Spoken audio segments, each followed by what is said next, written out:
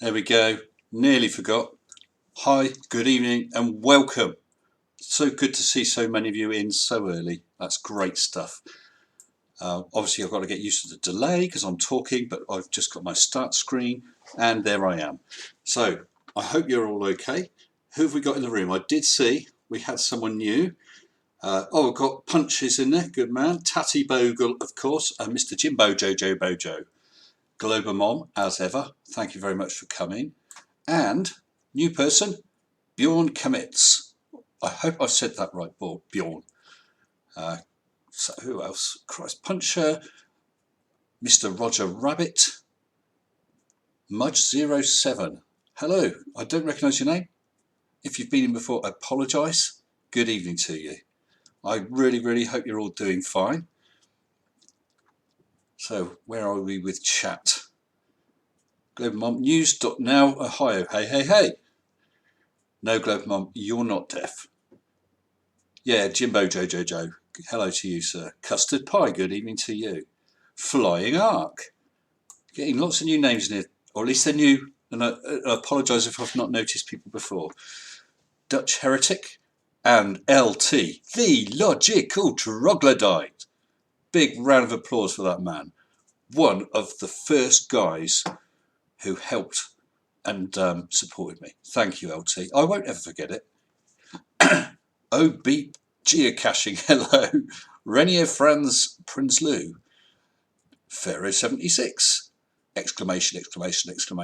I can't read everyone out, but check it out. Skyfly Bry. Oh my goodness.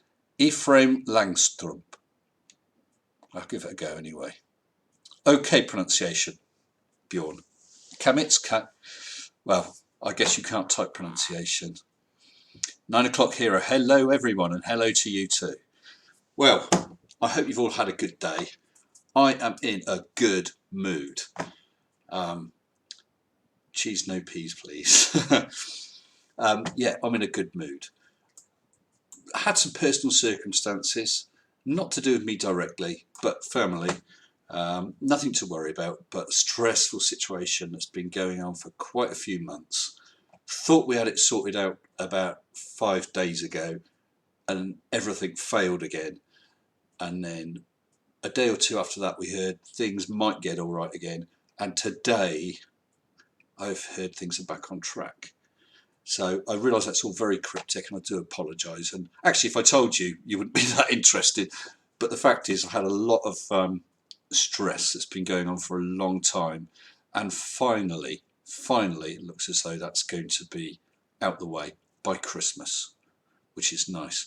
By the way, am I coming through okay? Sound, lighting, makeup, hair? Roger Rabbit, nuke Mars now. I've missed this. Why are we going to nuke Mars? Turquoise Laura, hello to you. Yeah, still waiting for a thumbs up, thumbs down on the sound. Loud enough, etc. Yeah, Jim, it's not anything personal. It's just stuff I've been responsible for organising, and it's quite a stressful, massive thing, and finance gets involved and all that sort of stuff. Hair needs work. Thank you for that. Poison Toad coming through great, you handsome devil, you. Good evening, Poison Toad. Poison Toad, one of my excellent patrons. Thank you, Global Mum, Hugh, and Custard Pie. Audio is sweet, Tatty Bogle. Whoa! Mr. Paul Reap, first super chat of the night for 10 of your finest US dollars. Love your channel. Seems like it exploded quickly. Calling out right the hand was epic. Wasn't it just? Boy, did I enjoy that. So Paul, thank you very much for that very kind super chat. It's much appreciated, sir. Let me just tick him off. Yeah, thumbs up from Bjorn for the sound. Thumbs up or finger up, I'm not quite sure, from News Now Ohio. Guys, I really mean this. What community we got here. There's some cracking people helping each other out. being there for each other, you know. It means a lot to me, really does. No, I mean it. I'm not being soppy. I've made some great friends in, what, is it 4 months, 5 months? July. End of June, July. Get off the smokes and vape full time.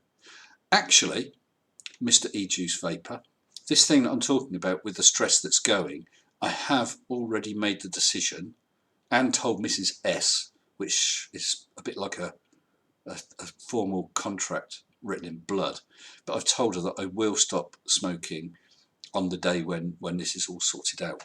Now it looks like it will be, as I said, by back Christmas, which will be nice, which means we can have, well, I'll be working Christmas, but it means we can have a Christmas without the stress and the worry and get into the new year, which will be wonderful. So yes, I do have my vapes. Absolutely love this stuff. Irish Stew, thank you, sir. And actually, E-Juice Vapor, have you ever tried RY4? Oh, it's to die for. Love that stuff. Custard pie. I have vaped longer than that. I've vaped when they started off looking like little cigarettes. You actually had to open them up and pour about 5 drops into sort of cotton wool stuff. Absolutely hopeless things. So I've been there pretty much from the start. Where's Arnold? Funny you should ask that. Enjoy every last one left from a fellow coughing fit. I didn't realise you were an ex-smoker, Jim. Congratulations. Yeah, Arnold is sat here. I'm sure he'll make an appearance this evening. Telling the significant other or other people in general, it's a great way to make yourself accountable. Life hack number 42. That's the answer, isn't it? The answer to the ultimate question. Life, the universe, and everything. Yeah, I love that stuff. It's not Thursday though, is it? Is it Thursday? No, it's Wednesday. Good. I never could get the hang of Thursdays. Quitting cigarettes is the best thing you can do. I'm sure you're right, Clever Mum. I'm sure you're right. Propel Lols, a nice super chat from Propel Lols. US dollars $1.99. Can't stick around, but have a good stream, Mr. S. Thank you very much, Propel. That is really kind of you, and I'm sure we will. We're just going to be shooting the breeze. I've got a couple of things I want to chat about, but I'm sorry you have to go, but I'm sure I'll catch you again sometime. I hold these pretty much as and when, really, so it's luck of the draw. But thank you. You have a good day. Cheers. Right, what else have we got? Remember that. News now at higher, just quit myself, very hard. Well, congratulations, I hope it's going well, News, and my thoughts are with you.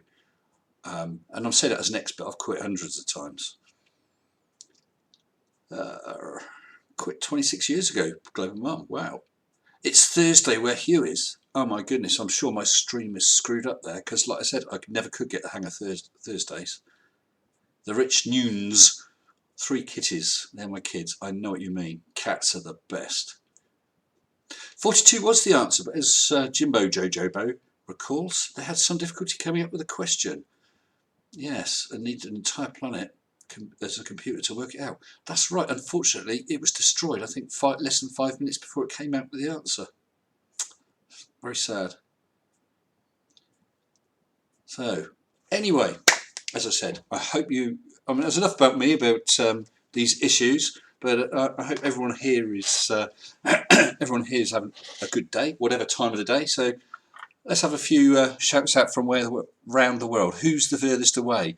I guess the Aussies are likely to win. If ever, have I got my? I do. I do have my towel just over there, and I made sure I ate plenty of peanuts and had 6 pints of beer. You know, it makes sense, mate. Hello, Mr. Sensible. Hello, Mr. Paul Chamberlain. Turquoise Laura talking about the nicotine things. One time, I tried to give up when we went to the south of France on holiday. Nice patches on the arm. Brilliant. End of the holiday, nice tan, nice white square on the arm. That was great. Hitchhiker's Guide is all on YouTube as audiobooks. Ain't it the best? Martians. What's Martians? Why are you saying Martians to me, Jimbojo? New Zealand. Poison Toad is winning from New Zealand. Well done, mate. Best online advice ever. Thank you, Tatty. Which advice? I've forgotten which bit. Bo Nielsen. Question was, how many flirts need the right-hand treatment before Flat Earth dies? Don't know. Oh. Jared O'Sullivan, Melbourne in Oz. Poison, you might have to move to get that little bit extra bit of distance. And news now are higher. Sun's on fire. Heard it from a physicist. Absolutely. I was glad that I was there at that reveal where Mr. J.M. Truth, who has already destroyed Newton and Einstein, revealed that the sun is burning. Or, but what else was it he said? He said, but there's no oxygen, so it can't be out in space. Some crap like that. Mr. Sense, the furthest people away who might be watching.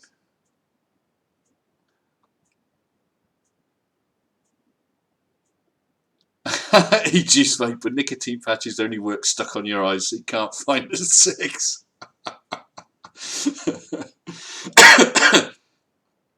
Tatty Bogle, if I moved to Dundee it'd be further, it's still stuck in the 70s. Yeah, the answer is 42. And actually, didn't I get, what was the video I had yesterday?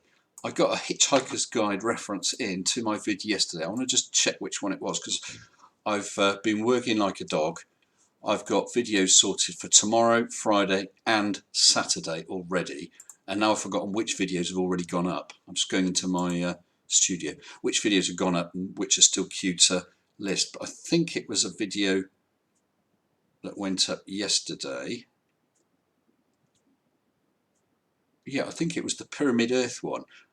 And I'm sure it was on that one. And I asked how many people, I forgot what it was now, how many people watching the video agreed with something.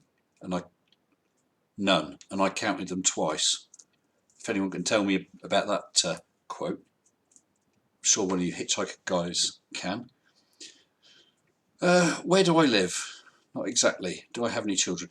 Yeah, Joseph, I'm happy to share that I live in the UK, somewhere Middlewoods, and I've already revealed, I'm quite happy to reveal, I'm married, been married for, let's think, 27 years, and I've got 3 kids, all girls, aged between 17 and 24. There you go. I am happy to share that. New Zealand is a figment of Planner Walk's imagination. I think you're right, Hugh, but his imagination's not that good because he's the right way up, which debunks it. He's debunked by his own video, mate. New Zealand exists in the future. Have I got a colon in here? Or just, yeah, colon. Hola, colon. Good evening to you. Mudge07, Toblerone, last one. The answer was 6 times 7. You're right, Custard. That was gained with Scrabble pieces, wasn't it, in a bag? Right, okay. I'm going to put a topic up. It's one of the ones, let me just get it set up. It's one of the ones I thought of talking about tonight. They're in a different order. That doesn't matter a jot, so let me just rename this.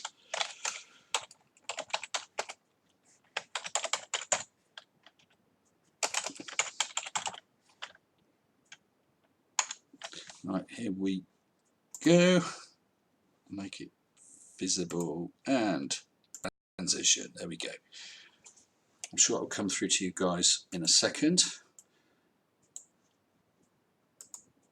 Yes, it's the escape pods line. NASA payroll system. Yeah, absolutely right. Wasn't that on Hot Black Desiato's ship? Disaster area ship.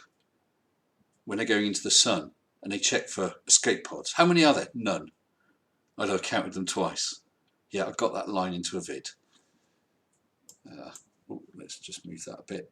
As you can see, the topic that's come up is Pyramid Earth troll, because hopefully you saw that Pyramid Earth video. Was it a troll or not? I think it probably was, just for a laugh. But I thought, well, it's either way, it's quite fun. And I was also thinking that there's so many weird and strange things out there that it could be real. And even if it's not, there are going to be people who believe it. Mitch Goldstein, patron. Troll, troll, troll. As I said, I think you're right, Mitch. But as someone pointed out, I think it was in a Discord, you think of Flat Earth Aussie Jesus who actually believes that the moon was made from the contents of the Grand Canyon. So if someone's going to believe that, someone could believe Pyramid Earth. Joseph Petrick, your channel popped up in my feed. I hope you are a debunker. Joseph, I am a debunker using the choice weapon of cheese. Last night, with no cheese, was it last night? No, night before, a couple of nights before, we thoroughly debunked Right the Hand. Debunked him, beat him, and handed him his butt and sent him packing. So yes, I'm a Flat Earth debunker and conspiracy debunker in general. Good evening, Darkman. Hello, hello. NASA payroll system. Can we work on electronic bank transfers instead of this old-fashioned paper check thing, NPS? It would be much more efficient, I'm sure. Thank you, Mitch. See, Mitch is aware. Anthony Riley regrets grated cheese big time. Yeah, Flat Earth Jesus Captain yesterday, 93, believed that the moon was made from the Grand Canyon. There you go. Tiffany Hall. Tiffany Hall, I've seen you. I've seen you on video now. Sending stuff into Creaky without telling me. Now I've seen you. And your daughter, she looked lovely. Magus Esper, awesome about the moon and Grand Canyon. Yes, it is. I don't know if you'd heard of that before. Yeah, and full of helium, Hugh. Joseph Petrick, subscribe with the bell. Good man, I hope you enjoy it. I've got a back catalogue. Well, I've got a back catalogue of about 92 videos, I think, and a couple more queued up, ready to go. One second. Evening, Mitch. Let me just get you in here. We got Mitch in the house, and Mitch, you're clear to go. Good evening to you. How are you, Mr. Sensible? It's wonderful to see you again. I'm fine, thank you. Very fine. How's it going for you, sir? I don't know, man. That Pyramid Earth, I actually thought that was pretty funny. It was, wasn't it? Yeah, and it's definitely a troll because, you know, we actually thought it would be interesting. And there actually are people out there that if you think flat Earth is ridiculous, then you should see there was some people, there's toroidal Earth. Yep. There's like I don't know, what do they call it when we're inside a sphere, we're not outside a sphere. Hollow Earth. Hollow Earth. Hollow Earth. That's it. Yeah. And you know, so this idea that the Earth is hollow and the sun is what's at the center, I'm still really trying to wrap my head around that. That's a tough one. Well, have you ever heard of a Dyson sphere? Yeah. Yeah. I mean, in effect, it would be that, wouldn't it? But the Earth would, I mean, the land area would be vast, millions and millions of times more than what we've got. Well, the problem with the Dysons, there's a couple problems with the Dyson. Just a couple. Yeah. Reality doesn't have as many dimensions as you need to make a Dyson sphere. You know, we're afraid we have to operate in the typical 3 spatial and 1 temporal dimension that we're given. And you could easily do a Dyson sphere if we only had one more, Mr. Sensitive, we only had one more spatial dimension to work with. We could make a Dyson sphere, but alas, we do not.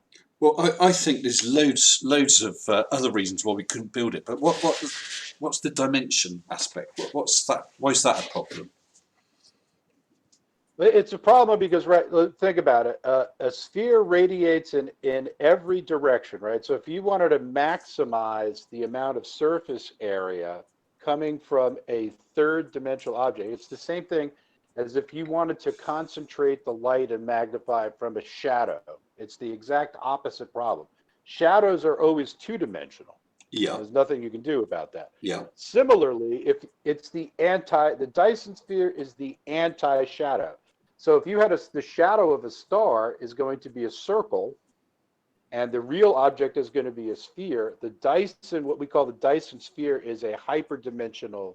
It's really a hyperdimensional. You can do it if you had that last dimension, because you could combine two of the dimensions in a way that you can't because we live in three dimensions.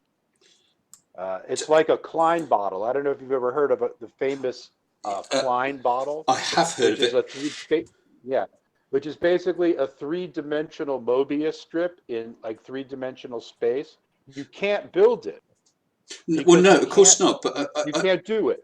I still Same don't. problem with the Dyson sphere. I mean, forgetting construction and so on, and the amount of material for a Dyson sphere, I still don't get. Obviously, we could build a sphere. We could build a sphere 100 feet across, 2 miles.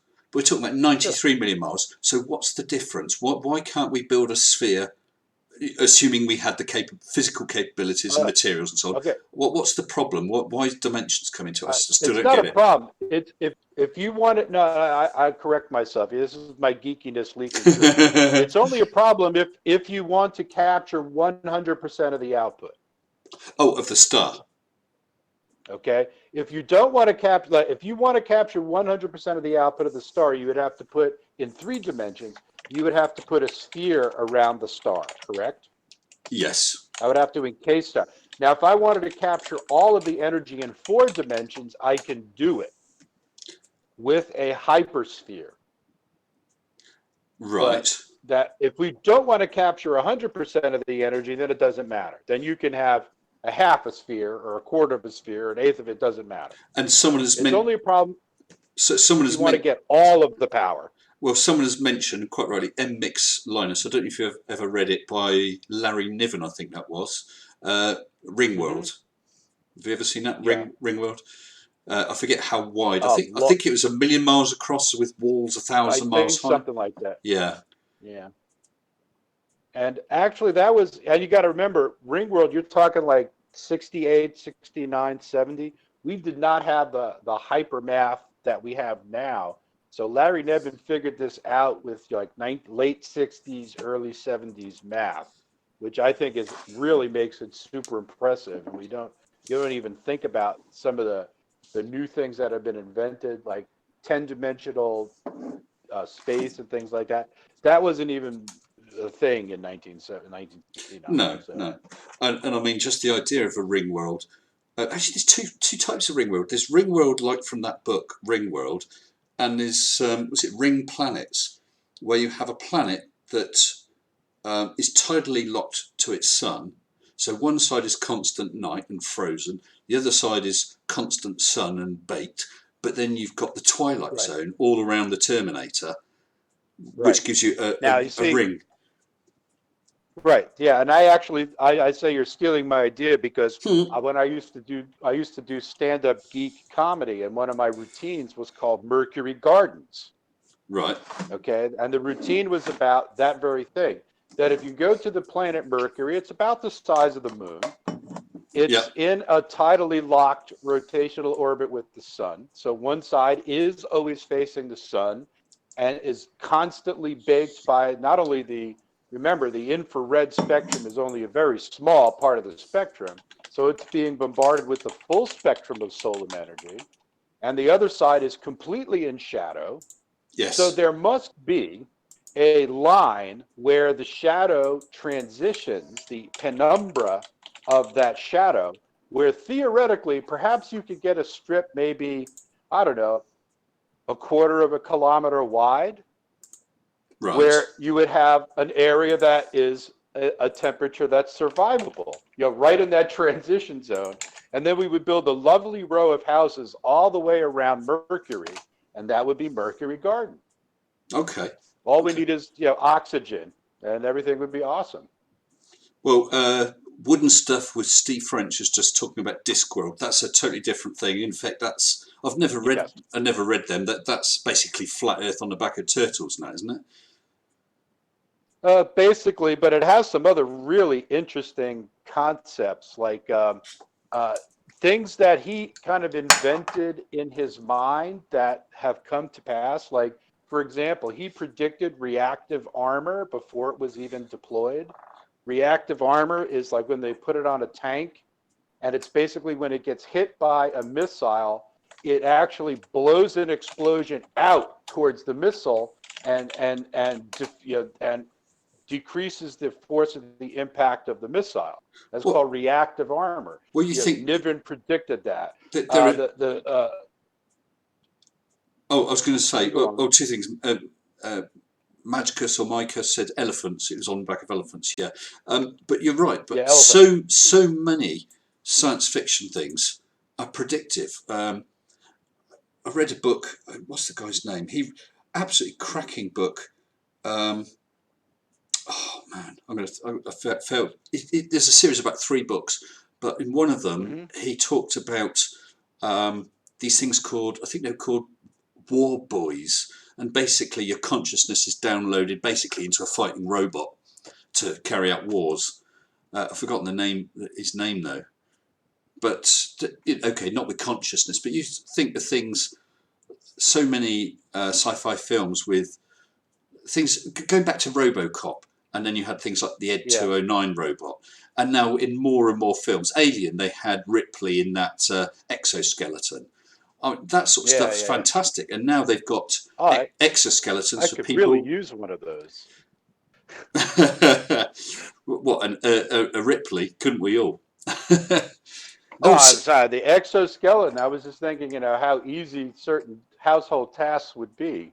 That's all. Just yeah. purely speculating. And Jimbojo has pointed out Of satellites being course, we the don't have to rid ourselves of any aliens. No, no, not yet. nothing's coming to mind from what you're talking about as far as the movie. When you No, said no. War Boys, I think back to One Foot in the Grave, Yes, Mrs. Warboys. a fabulous, fabulous show, No, and I'll tell you what. the Meldrew's neighbor was Mrs. Warboys, That's right. which always seemed But like a fairly unusual last name to me. well, there are Warboys here in the UK. But Bojo Jobo, pointed out that satellites being the most famous example of sci-fi coming real. Arthur C. Clarke, absolutely, because it was him who came up with the idea of geostationary orbits, I believe. And Roger Rabbit's talking about Heinlein, Starship Troopers. Um, Yeah, it's an interesting book. Also, very, very far-sighted. Very. There was another book, and I'm trying to remember who wrote it. I think it was Heinlein. It was a very short book, and it really it proposed a world in which everybody was either forced to interbreed or sterilize them, have themselves be sterilized. And the idea was that they predicted that in 6 generations of interbreeding, all genetic defects would be bred out of the human race. It was a very interesting, very controversial, very interesting book. I wish I could remember the name of it. That's the problem, Mr. Sensible. When you get in your 50s, those books that you read 35 years ago, it's a little tough to keep a hold on that. There is that the name of this book will come back to me, I'm sure. It was actually, as I said, a series of about 3 books. The first one was The Forever War. I told you it would come back to me. The Forever Hmm. War. If anyone has not read that, you've got to. It's about I made a note. a guy that joins the military. I think it's pretty much mandatory, and they go through collapsar jumps. Basically, the ship crawls across space at sort of sublight speeds, very slowly over weeks and Hmm. weeks, and between different suns, there are direct routes that you can cross in a fraction of a second, and I can't remember the details. But so basically, you crawl to the sun and then jump to the next sun and then crawl to wherever. And a lot of it was planets around collapsars being extremely inhospitable environments. and fighting with some alien race. The thing was, when you make a Klapsar jump, time is instantly, is nothing for you. When you come back, you know, 30 years have passed. Then you go on and, you know, so you think, well, I might as well stay in the military. Most of my family are dead. And then you come back again and 1,000 years have passed and 10,000, and the human race has changed. It was a phenomenal, Joe Haldeman, Joe Bobo, you are a king, sir. Yeah, Joe Haldeman, The Forever War. Highly recommend it. Great book. Great book. Good work, Jimbo. Absolutely. Also, you is talking about Red Dwarf, another brilliant show. I don't know that it was very predictive about the future, but I did like the guy who evolved into a cat. That was really cool. Absolutely. Did you see the episode where Brilliant show. he was licking his clothes clean? Yeah. That was a good gag. I think that show went on about 2 seasons too long, but that seems to be the case with every successful BBC show. Yes. This is my imagination. They tried to refilm it in the States, didn't they? But it didn't really get anywhere. On YouTube are some interviews with some of the people, because Crichton was the same Crichton in the US version, and it just didn't work because the studios wanted it sort of typical American style humour, and it was wrong for the concept, that's all. Logan's Run. Global Moms recommend Logan's Run. Oh yes, I had a thing for Jessica 5. See, I know my sci-fi. Jessica 5 in Logan's Run. Did you ever see Logan's Run? Yeah, Mitch? that's a winner. That's a winner. And that's a super creepy film. And it is, and if you, just to remind people who haven't seen it, because it hasn't been around very much, it was operated on the premise that you have this crystal embedded into the palm of your hand. Yep. And that was basically a timer. And after 30 years, the timer would go off, and then you would report to be executed. And if you tried to run away, these people called the Sandmen. That's right, Sandman. And Logan started off as a Sandman. And eventually he started to encounter these clues that there were people legitimately escaping from the world. It's a cracking good movie. It's got one of the most gratuitous topless scenes in the history of cinema. Which so bit? That's a plus. The bit with Jessica There's 5. a bit, remember, the bit where they get stuck in the ice That's palace. Right. Yeah. Stuck in the igloo. And they just have to change their freaking clothes. I mean, of course. Absolutely. That was. And they have to stare. And they have to stare at each other like distantly but longingly while they peel their clothes off, because that makes the best shot, of course. But that was when there was that crappy-looking silver robot there, wasn't it? Called Box. Box. Yeah. Isn't it wonderful? Yeah, when we're on other sides of the world. When they put it on TV, when they put it on TV in the States, that was one of the scenes that they just wholesale cut out of the TV run. Was the whole, because of the nudity and the stupidity of Box, that was frequently eliminated. So there's kind of a little plot gap in the TV version of the movie. Yeah, so it's great. And I'm trying to remember who was it. Peter Ustinov was the old man. Yeah. And when it was the first time that they had ever seen wrinkles on somebody's face, and it's cracking movie, absolutely. And I'm 5 stars from Mitch. I'm trying to think of the name of the actress who played Jessica 5. Famous actress. I know the first thing she did, I think, was The Railway Children when she was a lot younger. Can anyone remember her name? She's a very famous actress. I'll leave that to the chat. Someone will come up with it. I'll leave that to the chat. I'm afraid it's been a long day for me. So Michael York was Logan. Quite right, logical. Jenny Agutter. That's the one. Yep. Jenny Agutter. Yeah. Well done. I have a thing for freckles, so it's right up there on my list. And Colon has mentioned that film Barbarella. That was an odd film with lots of promise that never really came through. I tell you that's the joke is that the posters for the movie were actually better than the movie itself. Yeah, I haven't seen that for years. That was weird, wasn't it? Very odd.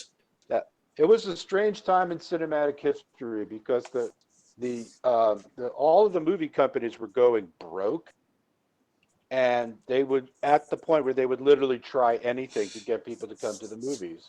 So that's why you had all these kind of exploitive movies in the early 70s, especially like Shaft and, Yeah. Badass, and Bad Motherfucking Badass and all that, all those movies that came out.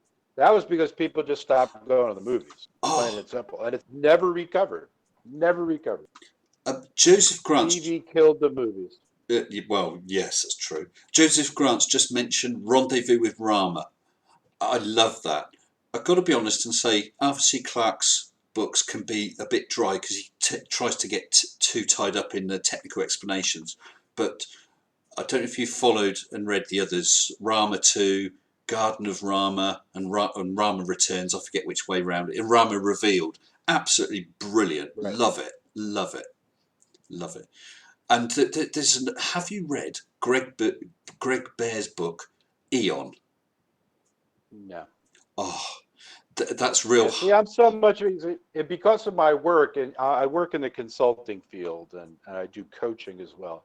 So most of my reading, regrettably, is business stuff, and that takes up most of my time. And my brain only has so much room for stuff like that. I wish I had, I know someday I'm going to retire, and the moment I do that, I'm going to whack into the greatest stack of science fiction books ever written. Also, I'm an author. I haven't Ah, mentioned that. oh, So good. when you're an author, well, I haven't written anything lately, but when you're an author, that means you don't have to read anymore. I don't know if you were aware of that. But No, I once didn't. you're an author, that means that you no longer have to read other people's work because now you're legit. My book is in the Library of Congress, and that's pretty much it. Well, I'd just like to tell you about Greg Bear's Eon. It's brilliant. Yeah. Basically, an asteroid suddenly appears in orbit around the Earth, and there's a big secret that's kept from most of the population, and hardly any of the people who even go onto the asteroid even know the secret.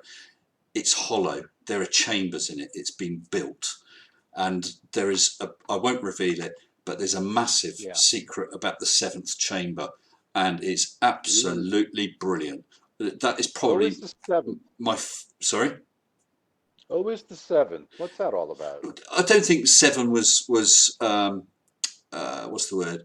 It's significant in itself. It's just that there were seven chambers, and only a handful of people were allowed to see the seventh chamber because of what's there.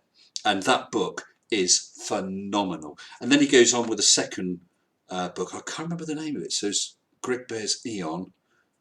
Does anyone know what the second book is in the? There's only two stories. Honestly, Mitch, Hugh Jars is right. Eon is the book with the way. Yes, definitely. Right. I don't want to give it away, Mitch, because I remember the first time I read it, it sent shivers tingling down my spine, and that was great. Magus Esper, what was that called? The asteroid? It was Thistledown. Thistledown was the asteroid. Crazy. Yeah, Mitch, I'll tell you what, I want you to buy that book. I want you to read that book and come back, and you will thank me. I promise you. Now? Yeah, I need an Amazon. What's the word? Yeah. Yeah. Seriously, should I live stream be going up, walking over to the bookstore? Yeah. There's no way you'd regret buying that. Phenomenal. Phenomenal.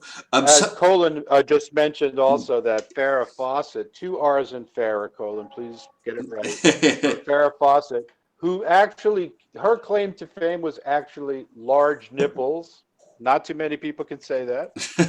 And she had a part in Logan's Run in it was a place where they had plastic surgery. And she ended up getting sliced to bits by a Oh laser. yes, that's right. That's right. She was staff there, wasn't she? Because someone else mentioned Yeah. that it was Farrah Fawcett, but I did check on IMDb, and it was definitely Jenny Agutter who was the female lead. Right. And she's related. If my memory is weak on this, but I could swear she's actually related to someone famous, but I'm not. I'm too tired to Google it, so I'll crowdsource that as well. Well, That she actually didn't appear there by accident. Well, I just had a look, and the second in that series of books with Greg Bear, the first was Eon. So there was a prequel written afterwards, I think, called Legacy, which wasn't up to so much. But Eon was the original one, followed by Eternity. Absolutely brilliant. Yeah. Anyway, ignoring the chat a bit, so who else we got coming in? We've got JMK, Pyramid Earth is a joke. We think you're probably right. Probably right. Oh, deep in some far-flung planet, says Jenny Agutter lives next door to my friend. I'll ask her. Get to send me a picture of her in a Jessica 5 outfit. I'd love that. Yeah. If you want to tell her I crushed on her heavily, I'm sure I'm not the only one, but do tell her I said hi. I've thought about her in some very compromising positions before. We treat her very, very well. This is supposed to be a family stream. Hey, listen, any context that happened inside each of your individual imagination. If an 8-year-old heard that, there would be nothing wrong with that. No, she was wonderful. Yeah. Yes, so we did get off topic, which was Pyramid Earth a troll. I think that just about everyone thinks it was a joke video, although there were comments taking it seriously, but whether they were just playing along or were sad individuals who were accepting it, I don't know. So that's why I went ahead and did it anyway. I thought it's fun, and if there is anyone who could believe it, just maybe seeing how ridiculous it is will help sway them not to. Right. All right, so I hate to bend the subject, but we were just talking about Doctor Who, and I don't know. Yeah. I want to know if Mr. Sensible is a fan of the Who. The Doctor Definitely. Who, not the Who, but. Definitely. My first Doctor, well, I do remember the tail end of John Pertwee. And the original Doctor Who movies. I mean, the first movie, he was human. He wasn't a Time Lord. He was human, and he went with his granddaughter, I think. And I think that's when they first met the Daleks. But my first big Doctor Who was Tom Baker.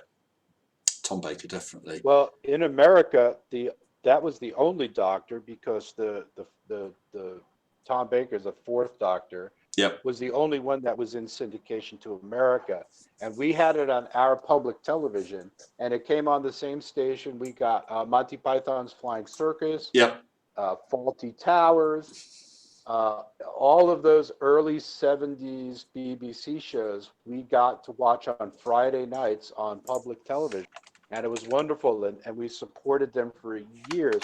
That's how we got exposed to Blackadder. That's how we got exposed to Allo, which I think is one of the, I don't know, what you like Allo?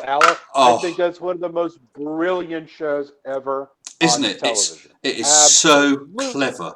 So clever.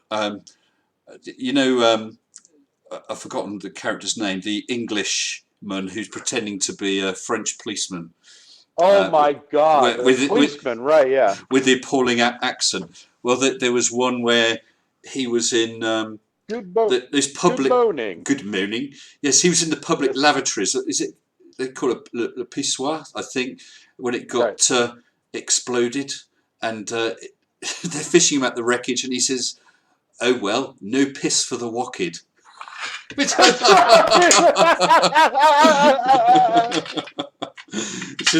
just incredible. I remember the guy. I cannot remember the actor's name, but could you imagine how difficult that had to be? And all those guys. And in case you guys are not familiar with the show, it was set in World War II. Yeah, in France, Paris, I think. Yeah. In France, in occupied France, and it was about Renee, who was a hostel keeper. And everybody who was French spoke English, but in a French accent. Everybody who was German spoke English in a German accent. Everybody who was British spoke with a British accent. And if you weren't speaking the right accent, you couldn't communicate with the person that you were with. And it was absolutely hilarious, because you, the audience in the fourth wall, you got to, Arthur Bostrom, good Poison Toad. Yes. Killed it. Yeah, absolutely. Arthur Bostrom, genius actor. Yeah. Genius. And then of course you had Helga, the Gestapo assistant, Yes. Helga, with the what was it, the knickers with the little swastikas on. Yeah. And then there's Herr Flick Herr Flick of the Gestapo. of the Gestapo. Yeah. You will now kiss me. Oh, and was it Hubert or Hubert, the German officer who had the little tank? Do you remember him? The gay Oh my goodness. German soldier. Oh my God, what was his name? Oh man, Was it Hugo? I think it was Hugo. Yeah, I think you're right. I can't remember his last name now. Oh yes, Follow Madonna with the big boobies. Yes, Yeah. which was hidden in the gâteau from the chateau with a candle with the handle. I remember. Oh God! Right. Do you know? I saw them live. They did a live show. I don't know if they did it more than once, but I went there with my mum up to London and saw them live. Absolutely phenomenal, brilliant stuff. So clever, Heflik. Yeah, absolutely brilliant. Now, I could tell you, my parents, growing up in a Jewish household, frowned on Nazis as entertainment. For example, I was not allowed to watch Hogan's Heroes, which you may think of as a very benign sort of show. And it did star a legitimate Holocaust survivor and two survivors of the war, both Werner Klemperer and the guy, I can never remember his name, were both Jewish Holocaust survivors. But we were not allowed to watch it because we were not inclined to think of Nazis as kind of bumbling fools, you know. Yes, I Basically know. turns my family into fucking soap. Yeah, You know, but I that's mean, some hardcore shit right there. the beauty is it made fun of everyone. The British bumbling around with their stupid posh accents, the French resistance, the Germans being incompetent. I think you can't laugh at other people unless you can laugh at yourself as well. But someone's just pointed out it was Lieutenant Gruber who had the little tank. Yes, Yes. my little tank. Oh. And then the other joke is that Renee, who's also gay, by the way, and has one wandering eye and's kind of kind of pudgy. He fucks every woman in the show. Renee, every woman is in love with him. It's so absurd. But his It's wife so never. funny. He has an affair with Michelle, the British agent. He has an affair with all the waitresses. Oh my God, it's so funny. Yeah, it's brilliant Great stuff. show. Just so you guys know, I'll type it out for you guys so you can see it. But highest recommendation, allo. Definitely. Now, and then we also discovered Blackadder, which I contend is the best show that has ever been on television. Thank you, Mrs. Sensible. And I stand by that. Absolute work of genius. Blackadder was brilliant. Oh my God! Do you know what my favourite bit was when he walks in to the officers and they've got a model of land, and he says, "What scale is it?" He says 1:1. That was the land they captured. 1:1. This is it. Yeah, that was in the fourth. Yeah, I was in the fourth season. Oh, and the end. That was perfect, wasn't it? The end of the last series when they finally went over the top. That. Do you know? There's a great documentary. It's about 90-minute documentary about the origins of the show and the history of the show and the end of the show. And I would have to agree. One of the reasons why it's one of my favorite shows is because the end is so ambiguous yet profoundly poignant. I'll tell you what. And if you don't know what I mean, go get the show. Yeah, Mitch. Go watch it. I could watch that now. And after all the laughs they give me, I could watch that and I would cry. Honestly, it was amazing. But let's have a change because Mr. Jimbojo has suggested Dad's Army. Have you seen Dad's Army, Mitch? Oi, bleeding oi, gentlemen. Oi, oi, oi. We got a monkey in the house. Good evening to you, Chipmunk. How's it going this evening? Well, we're just about to start talking about Dad's Army. We've done lots of other British comedy. Is that a show you like? Do you know what? It's not something I actually ever watched, so I'll be quiet on this one. Well, what do you watch? Because we don't want to sort of kick you out right now. Well, it would be like Only Fools and Horses. Or... You plonker. Yes, absolutely. Dipstick. Who I'll let be right back in a bit, gentlemen. 24 Okay, cheers, carat Mitch. plonker, you really are, Rodney. Chambre si nouvelle, Rodney. Oh, that's cracking, isn't it? I remember the time when he was in a bit, when Delboy was in a bit of money, and they're in a restaurant, Yes. and the wine comes. What was it? Oh gosh, what's the wine they do a run over to France for each year? Yeah, just trying to... Oh, you're going all funny, Joe. Oh, am I here still? Yeah, you're here. You just went like a Dalek for a second. Oh, right. I tell you why, because I was trying to unlock my phone and held it too long, and Siri jumped in and thought she'd pipe up and ask me what I wanted, which was absolutely nothing, Siri, so do one. Siri should do one, definitely. Yeah, Siri's rubbish anyway. Do you know, every time now all I do is go, Siri, can you just open Google, because I'll get what I want from Google, thanks. She can do that, just about. Anyway, I am going to just mute for a moment, so okay. You can do your Dad's Army thing, and I'll be back very shortly. Yeah, no worries, Joe. Yeah, Dad's Army, cracking show. Absolutely love it, and the characters just so well drawn. Just brilliant stuff. I can see it's popular there. Someone was, where are we? Dad's Army was funny. British comedy in the 70s and 80s was best. Bjorn, I think you're probably right. It's all, or a lot of it was not quite PC enough for nowadays, but very, very enjoyable, very clever. I enjoy quite a bit of American TV and films, and for instance, Friends is absolutely brilliant, but so much of it is star walks on, audience claps, and it always ends up with oh, isn't that all nice, and everyone lives happily ever after.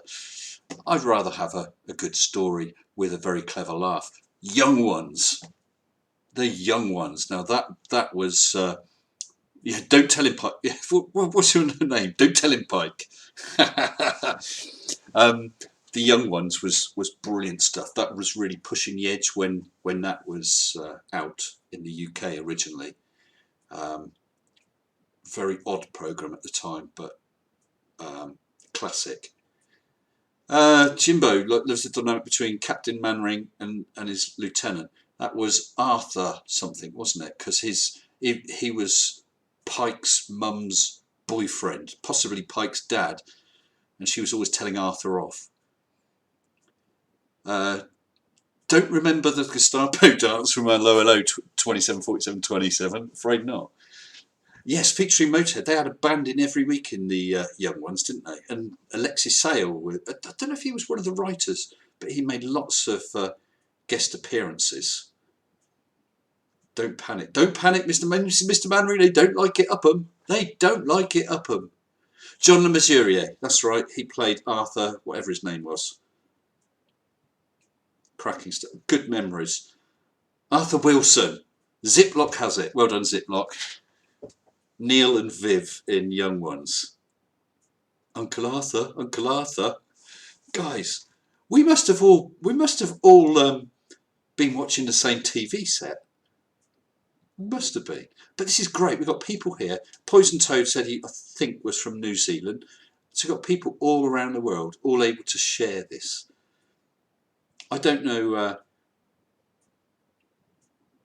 Sorry, I was just reading a comment from Jimbo, which I'm sure you can all read there, about it being a variety show. Hey, John got a new motor. He did that as a song. I was watching that the other day, wasn't he? Hello, John got a new motor, or Hey, John got a new motor. He was actually one of the lineup in the Young Ones. But was he in it every week, Phil? He was the landlord, I think. Lenny Henry is a postman. I don't remember that. I do remember the one where Neil became a policeman and turned up at the house and he said, "Come in, officer, take the tit off your head." Dex's Midnight Runners, absolutely. Madness as well. Oi, oi, people. Was programmed back comedy a month or so back. Yeah. Good memories. And then you got the fairly harmless British comedy, things like Some Mothers Do Have 'Em and I Being Served. Although, again, that's definitely not PC enough for nowadays. What about Faulty Towers? Faulty Towers, absolute top class classic, Mr. Monkey. Yes, I love that. Oh, God. It's not a rap. Yeah. It's not I a just rap. remember, I always remember him thrashing the car with a branch.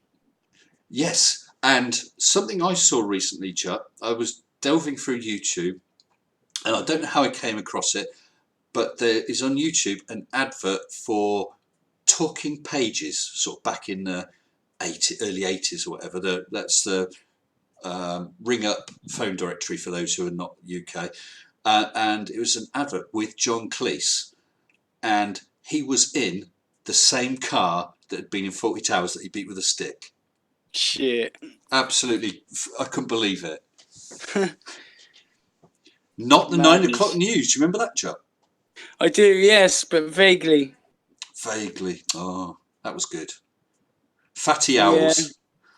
Yeah. I tell you what I liked is a little bit more recent, but Mrs. Bouquet, Keeping Up Appearances. Yes, yes. And One Foot in the Grave as well. I love that. You know, in One Foot in the Grave, all the time. What's the guy's name? The character, I can't think, but he was always saying, "I don't believe it. I don't believe it." Do you remember? Yeah. But there was one episode that several times through the episode, he looks at this package that's on their kitchen table. It's being delivered, and he doesn't really open it. And towards the end of the show, he decides to open this package. And it's about 18 inches long. And when he opens it up, it's a big plastic ant. Do you remember that? Yeah, I do as it goes. Hey, Chuck, you're not in the bog, are you? No, mate, I just come through the front door. That's why I was muting on and off. Yes, I see some of the names from 40 Towers. Do you remember them? Watery Fowls, Farty Towels. I think there was Flaughty Twats as well, wasn't there? Yeah, I remember them all, man. Oh, dear. Flay Otters, Flowery Twats, that was it, yes. Excellent stuff. I'm gonna pause. No, I'm not gonna pause. I'm gonna mute again. I'll be back with you soon. Not a worry. So what I'll do then, we talked about Drop the Dead Donkey. That was one I never really watched. Global Mom, that was I Being Served. I Being Served with Mrs. Slocum, who was always going on about her pussy, which is old lady English for a cat. But that was good. Very dated. Dated now. And I'm sure they wouldn't show it now unless it was a show about 70s comedy, 70s, 80s comedy. Yeah, I'm going to change the topic. Another one that's on here. This is, excuse me, this is because of something I saw a little while ago, and I just wondered what people think about this. Let me just load it up. Sorry, I had a massive bag of... I'm going to do it now. Hold on. Where is it? Oh, there. I'll show you in a second. Move that around a bit. Here we go. Just transition that. Right, sponsor ads. I saw someone's video not long ago when they had a sponsor ad, and I wonder how people feel about them. I'm not doing any sponsor ads. I'm not being asked to do any sponsor ads, and I'm sure that I've not got enough subs to do sponsor ads. But I wonder what people think about it. I know Creaky did one, unless it was a joke one, when he had that thing for shaving his head. That there's not Constable Savage, definitely. Advertising a shaver and so on. And he said at the time, well, that didn't feel awkward. And some channels are doing sponsored ads. And I felt uncomfortable watching it. I'm not knocking the people who've chosen to do it, but I felt comfortable watching it. It just didn't seem right to me. I mean, you must see that I've got ads on my channel. They're always skippable ads. I don't believe in forcing people to watch an advert. If you guys want to click on it and send a few cents my way, I won't complain. But I'm not going to stick an advert on there that you're forced to watch the whole thing.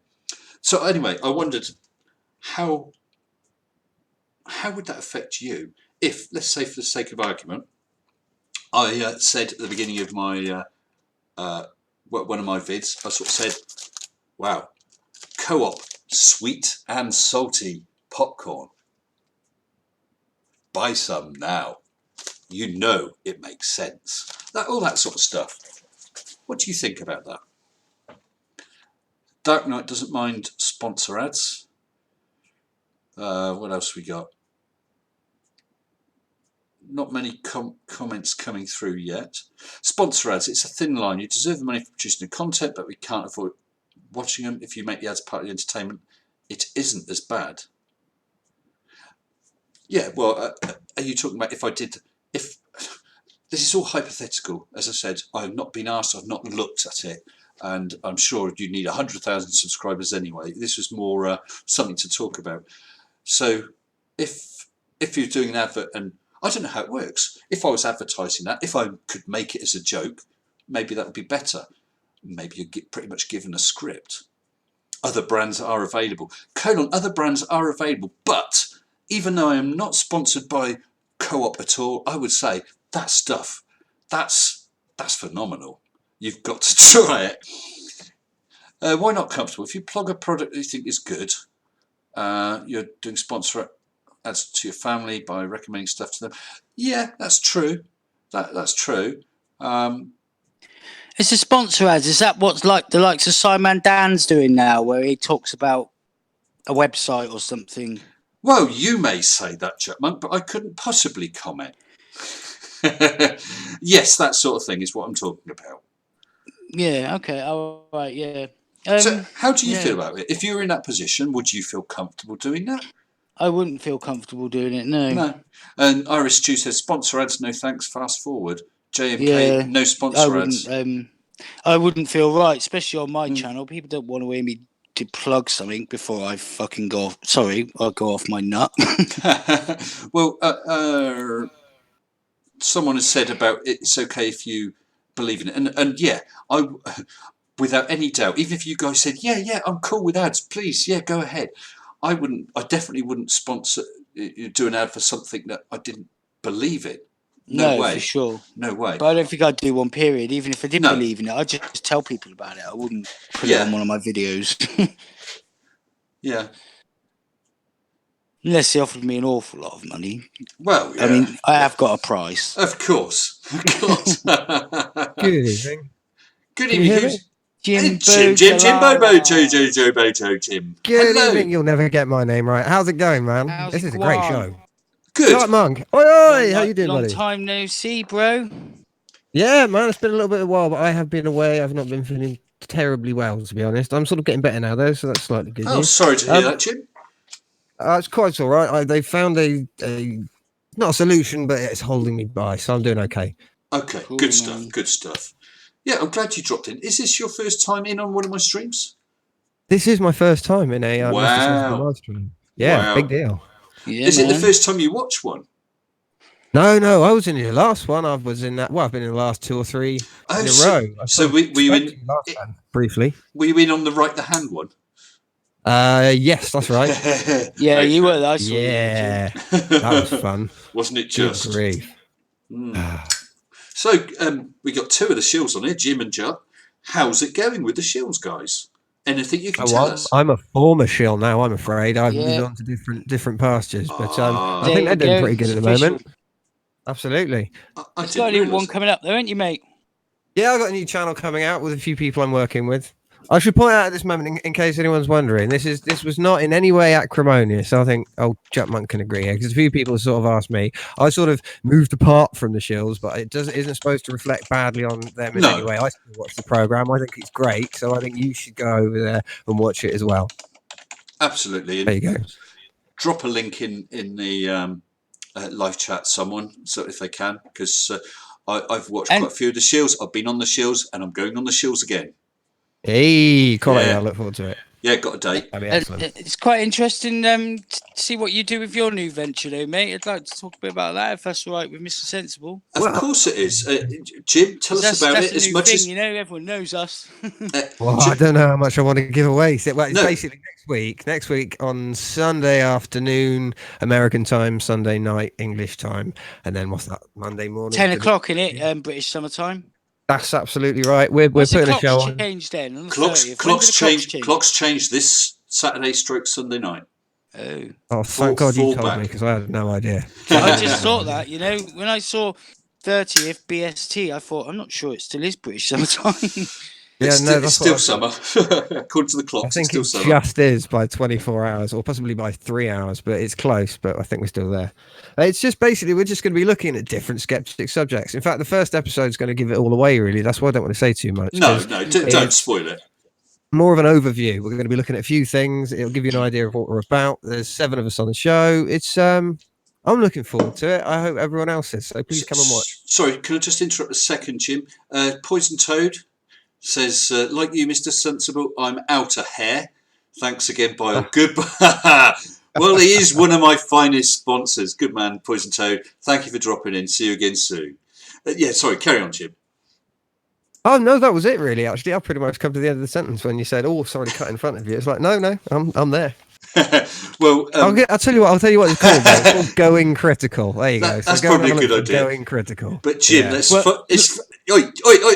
Jutt. It's funny you should say that, because a certain Mr. Logical Troglodyte just said in chat, Mr. Sensible, you won't get a word in edgeways with these guys on now.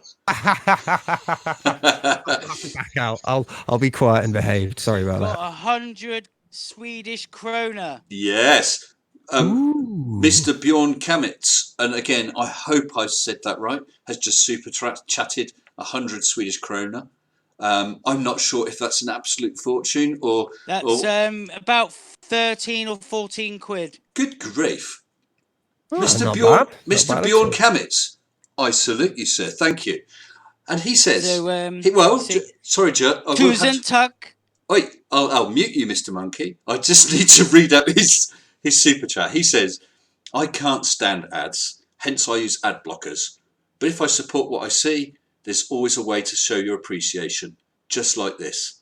Bjorn, thank you very much. Thank you. Appreciate it. Yeah, go on, carry on, Judd. Tusen tack. You pratar lite svenska. I hope you're not swearing. Shouldn't I do? No, he's being nice. Oh, is he?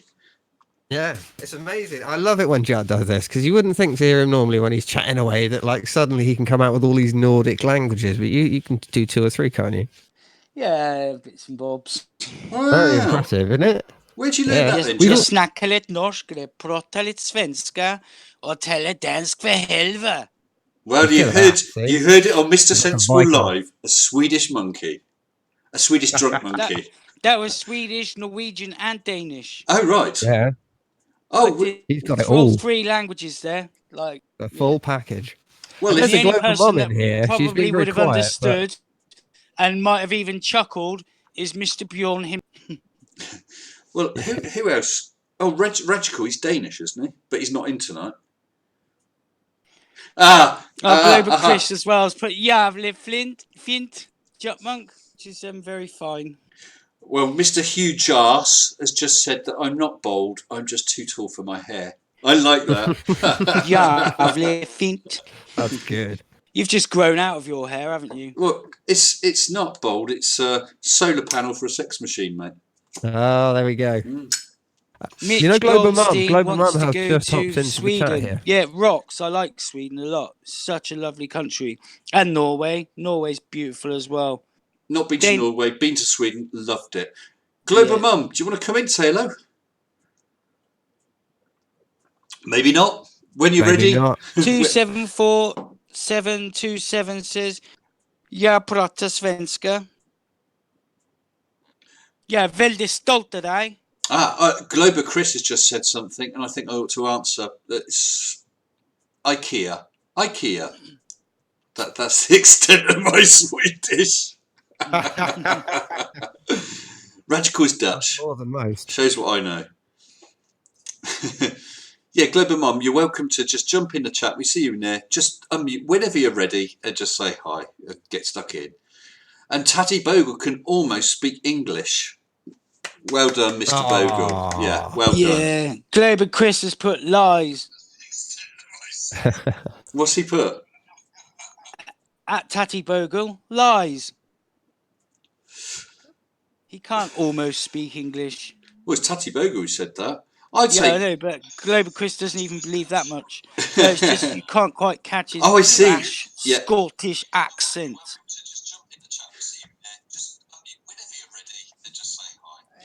Mr. Bozo Head says, at least my head is round. If you have ever seen JM's bald head, it's actually flat, and that's truth. Yeah, that's genius. That's very good. Oh, I was sent something by Glober Mom. I wonder if I can find it and show a picture to you guys. It really made me laugh. It's in my server. Where are we? In my general chat or something, I think. I'll see if I can find it. But you two guys, please feel free. Can you hear me? Hello, you're in. Why am I not being heard? You are being heard. We can hear you. Oh, there we go. Hey. Hey. Yeah, I couldn't unmute for some reason, but I'm here. You certainly How are. you doing? Well, I'm just going to, as soon as I get this sorted out. Oh, no, it wasn't from Glober Mum. It was from Granny Jen. I beg your pardon. But let me see if I can sort this out and show you guys something that was sent to me. It'll take me a minute, so I'll just faff around. Yeah, so how are you doing, Mum? I'm fine, actually. Good. Have you met Jimbojo as well? I don't know if I've talked to Jimbojo on here or even Jet. Really? On chats. Wow. You're know. very quiet, Glober, Mum. Am I? Hang on, let me check something. I've just recently been talking to Glober Mum in comment sections under YouTube videos and on Twitter, I think, on a few occasions. So we've just begun interacting in the last few days. It's weird that we're now in the same place. How are you doing? I liked your new video, by the way. That's a new intro video, isn't it? Yes, thank you. Yeah, I have an Instagram account now, so I had to do a longer introduction video. So. Ah, gotcha. God, you're doing Instagram as well. God, I can barely keep up with YouTube on its own, frankly. Am I better heard now? Yes, that's nice and clear. Yeah, I upped my input a little bit. Hopefully that'll work. Right, and so, I think I've got this. I think I've got this sorted out. I'm just going to resize it. We'll lose chat and that for a minute. But this was something.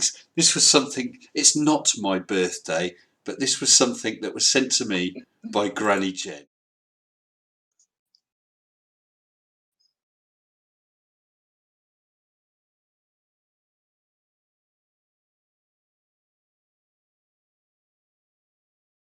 I can't see it because unfortunately I'm on a phone, so I can't watch it. But I'm just trying to find it on my phone now, funnily enough. But there we go. But I tell you what, it's wicked that she'd send you something anyway. I mean, just what a beautiful gesture. Okay. Did she send you that? That's amazing. Oh my God. What is it? Cheesecake. It's a birthday cake. Slices. Safe as fuck. Mistake. That is genius. But just to be clear, she just sent me a photo. She didn't send me the cake. But boy, that made me laugh. That's cool. Isn't it just? Absolutely lovely. LT's got it. Cheesecake. They've all got it. Yeah. It's wonderful stuff. Made me laugh. Yeah, so what we took... Mom, what do you think about it? And actually, I don't know if we were talking about when you were here, Jim, about this whole thing of sponsorship. Go ahead, Jimbo. No. By all means, please. If the person that's doing it's okay with it, that's fine. But it's just like, we watch YouTube to get away from all that. You know Yeah. what I mean? Yeah. And so, and I'm okay with ads in the beginning and end of a video, but when I'm watching a video and they cut between a bad part to put an ad in. Yeah, but I'm not talking about that. I'm not talking about Yeah. I know what you mean. But I It know what you suddenly mean. cuts I know to. what you mean, yeah. I'm talking about when let's say I'm doing this show and then suddenly I start saying, "Have you tried this coffee? I love it." Right, right. You know, that sort of thing. Yeah, I know what you mean. Yeah. I But, think I I have don't quite know. a controversial opinion compared to you guys then. Yeah, Because go I on. am absolutely fine with it, right? Yeah. Pretty much all of it in one. Right, for a couple of reasons. If it's the normal adverts, anyone can use like an ad blocker and it just never becomes a problem. Yep. And if it's the sponsorship stuff, you kind of get to choose the product, right? And if it's a product you believe in and you think has value, why the hell wouldn't you want to talk about it? Especially That's if someone's true. going to pay you for it, because you're bringing something good to your audience. Scott Manley's done it. Loads of people have done it. I think the trick is you choose your product. It's not the advertising or even the sponsorship. It's just knowing that what's going to be shown is stuff you kind of approve of, and you And I do noticed get that people that choice. do that, Yeah. people that do that try and do it. They don't like cut in the middle of everything. They do it like in the beginning or Sure. before we get started here. I'm talking about this. Yeah. I think I'd agree. I mean, what I was saying earlier, Jim, is I would never do one for something I didn't believe. But even if it was something I believed, I might be happy doing it, thinking, yeah, do you know what? This is a damn good product, and I'd like you guys to know about it. But maybe people would still find that intrusive in some way. Well, there will always be people who will and won't mind it. Absolutely. True. I don't know what the numbers are. If you're going to put off the whole audience, so be it. But you might, I don't know, consider putting it to them and suggesting the sort of things you've been looking at. I don't know, just involve your community, because you might find they get more acceptance than you think if you put it to them the right way. Yeah, That's well, just my 2 cents. that's why I'm talking about it now, because I should think that you have to have tens and tens of thousands of subs before a sponsor would be interested anyway. So it's not as though it's something that I'm seriously thinking about right now. And it may be something I never seriously think about, even if I got those subs. But I just wondered what people thought, because I happened to come across one tonight, that was all. Oh, LT says he'd rather do sponsor ads than YouTube commercials. So that's an interesting thought. Actually makes more sense because There you go. you don't get that much off of it. Yeah. Well, I just had to mute people because I locked myself out. And I was panicking and running around. The weird thing is, the shared house I'm in, the people whose house it is have actually gone away on holiday. Oh no. So, but it's all right. My flatmate, or the guy who lives in the room next door, said he was laughing his head off. I said, funny, and he goes, "Yeah, there's keys down here." And so all's cool.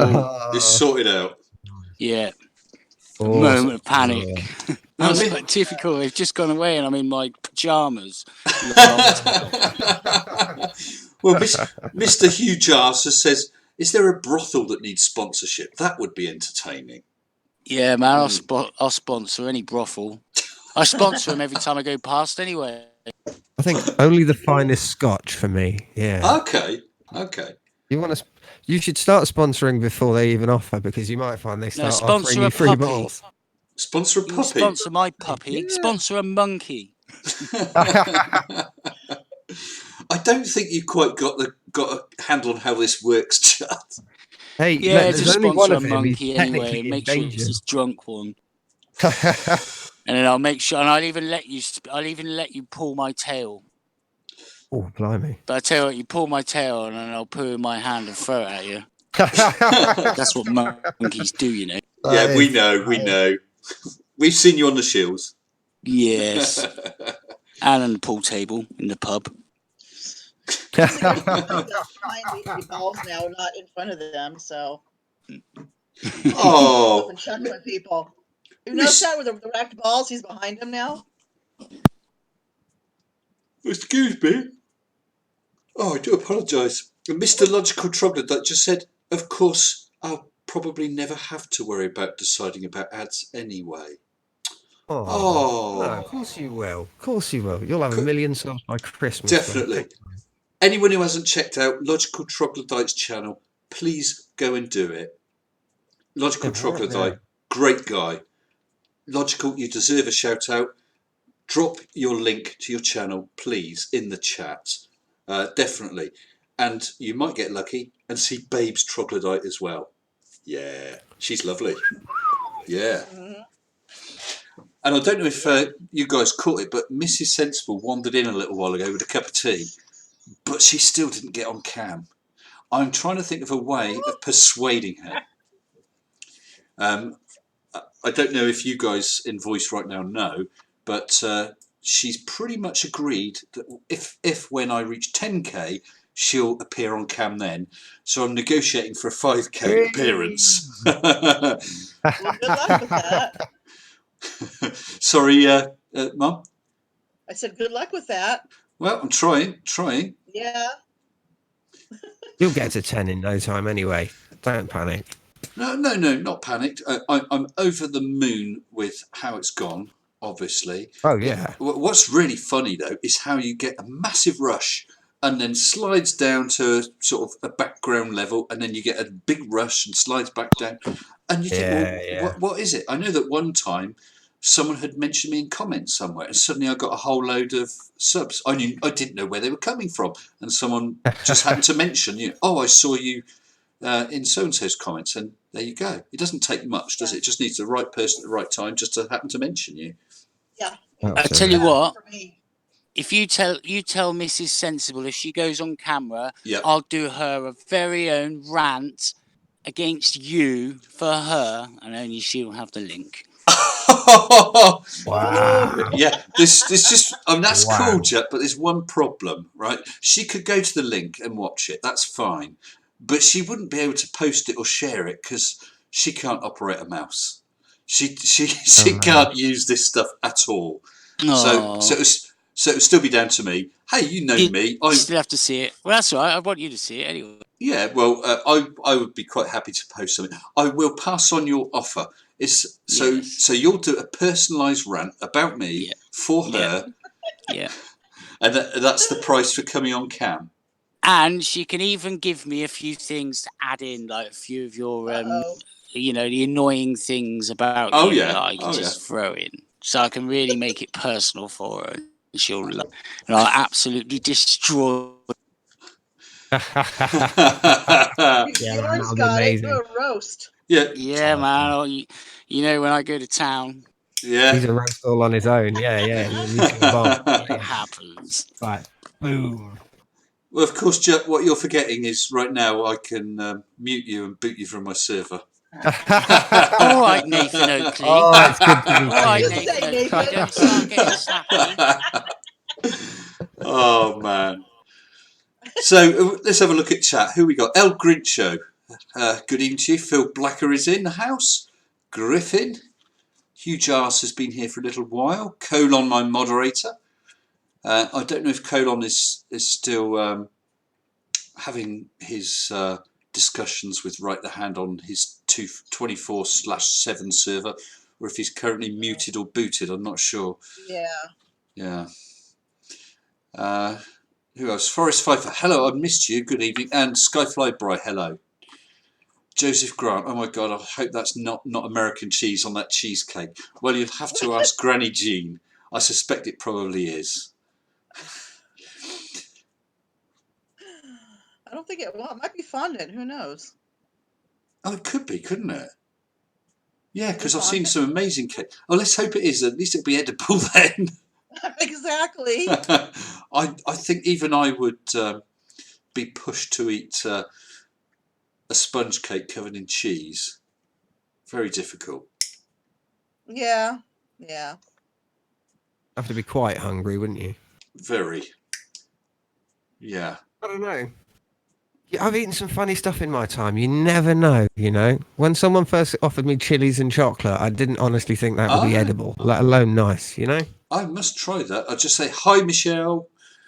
Yeah, I have heard of that. Never tried it. You recommend it? I can't get my head around battered Mars bars. They're delicious. You're mad. You've got to try one. Or a cream egg or a curly whirly. They're all genius. They are the best thing. Just don't sound right. But Chuck, it doesn't seem it, but It definitely is. But I found, Jim, I've only tried a deep fried Mars bar once, and I did love it. But despite the fact I have a really sweet tooth, I only managed to eat about half of it before it became too much. Yeah. Really? See, no, I wolfed down the whole thing. I thought it was Yeah, I amazing. could They are imagine it very being quite sickly, though. rich.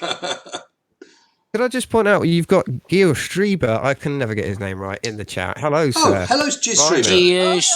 Streber. Good evening to you. I didn't spot you. Geostrieber? I'm not Do sure. a backflip. Geostrava? Okay, Straber, Geostraber. Geostrava?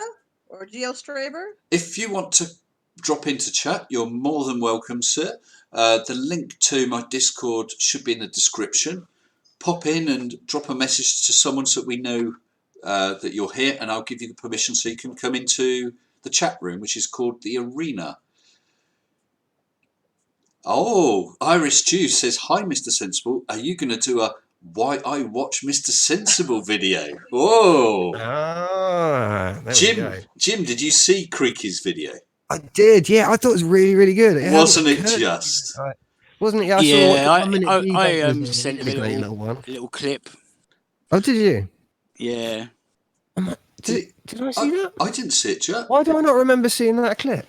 Yeah, it's right towards the end. It's only a short one. Oh, sorry, mate. I'll watch it through again and make sure I spot it this time. Yeah. Cheers. Jim. It was that good. It was that good. No, I didn't. Honestly, Joe, I didn't see it. Well, you probably watched yours and then ended it. Well, yeah. No, Right no. at the end. 10K.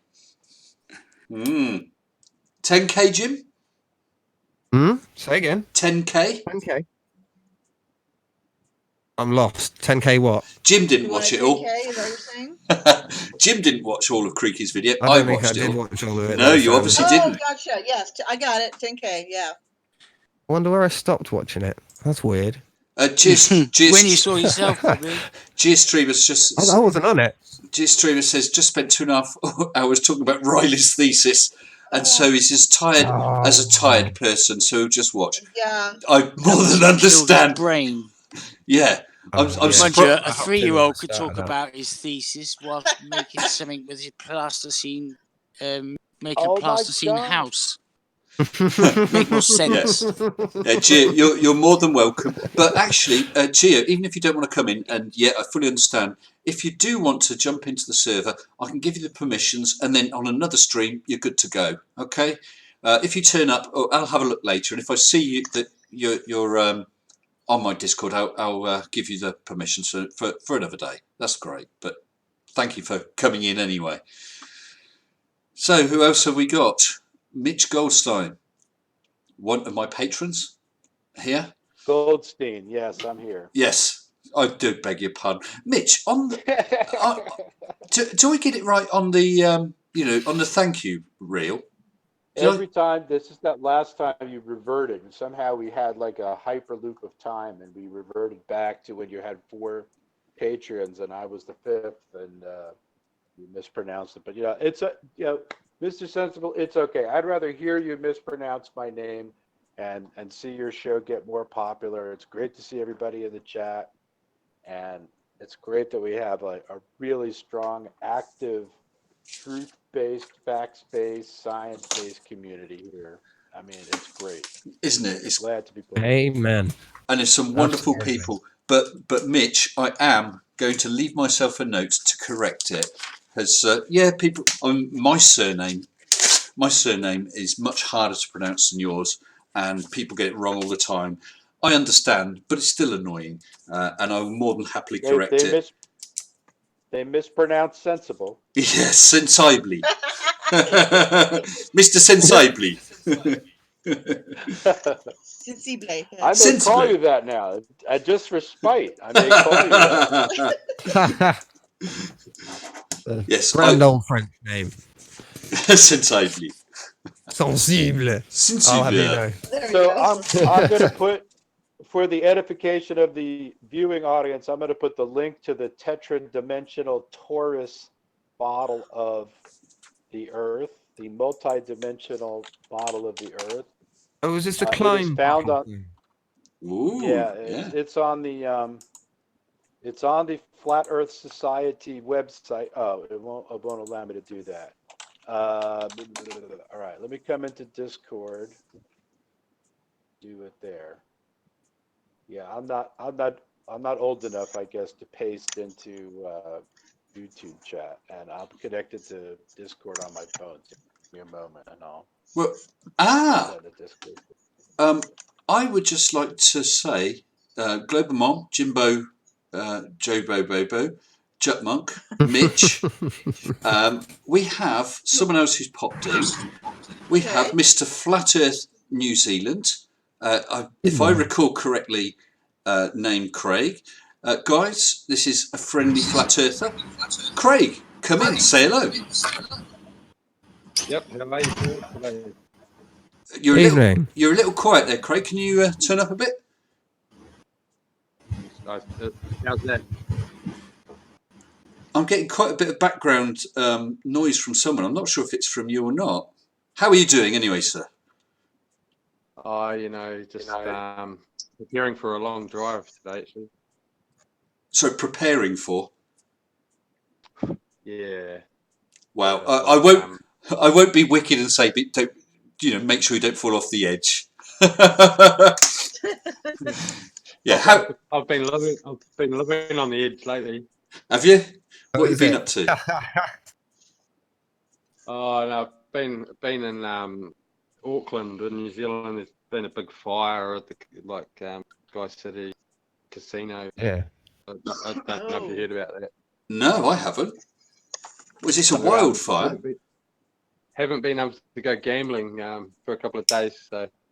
Oh, is that the one that was burning for a couple of days? It's still on fire now, yeah. Yeah, I think I saw it on Twitter or someplace. Sorry, was this a wildfire or something? What was it we're talking about? Oh no, some guy left the blowtorch on at smoko time.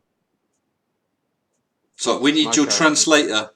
We need the Shields translator. What's smoko time? Morning tea, cup of tea time. We learn a lot here on Mr. Sensible's channel. Smoko time.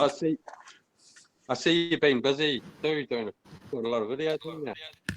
Yeah, I've been pretty much pumping out either 5 videos a week or replacing a video like tonight I've replaced with a live stream. So it's up to 5 days a week.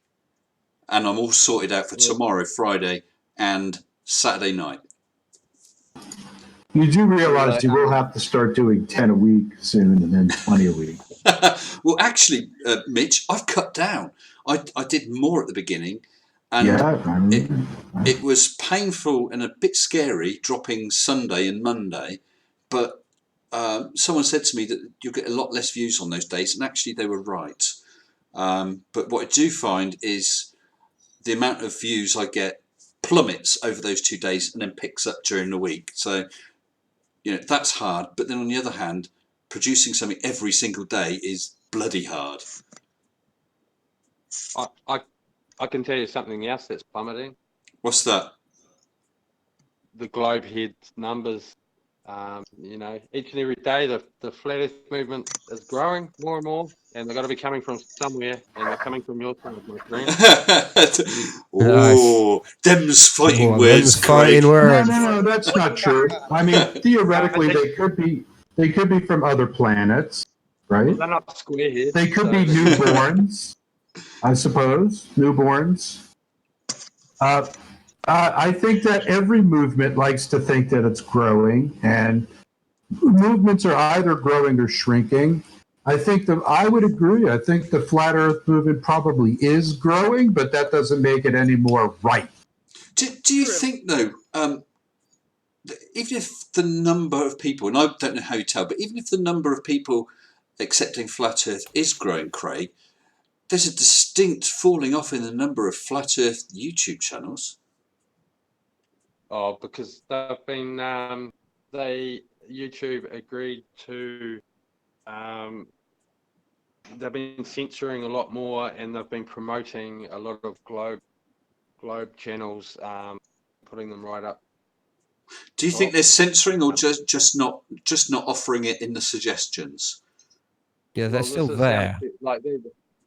this is what it's become, is that they're not allowing it because they don't want the truth to get out. It's suppressing. But let me tell you why I'm going to call bullshit.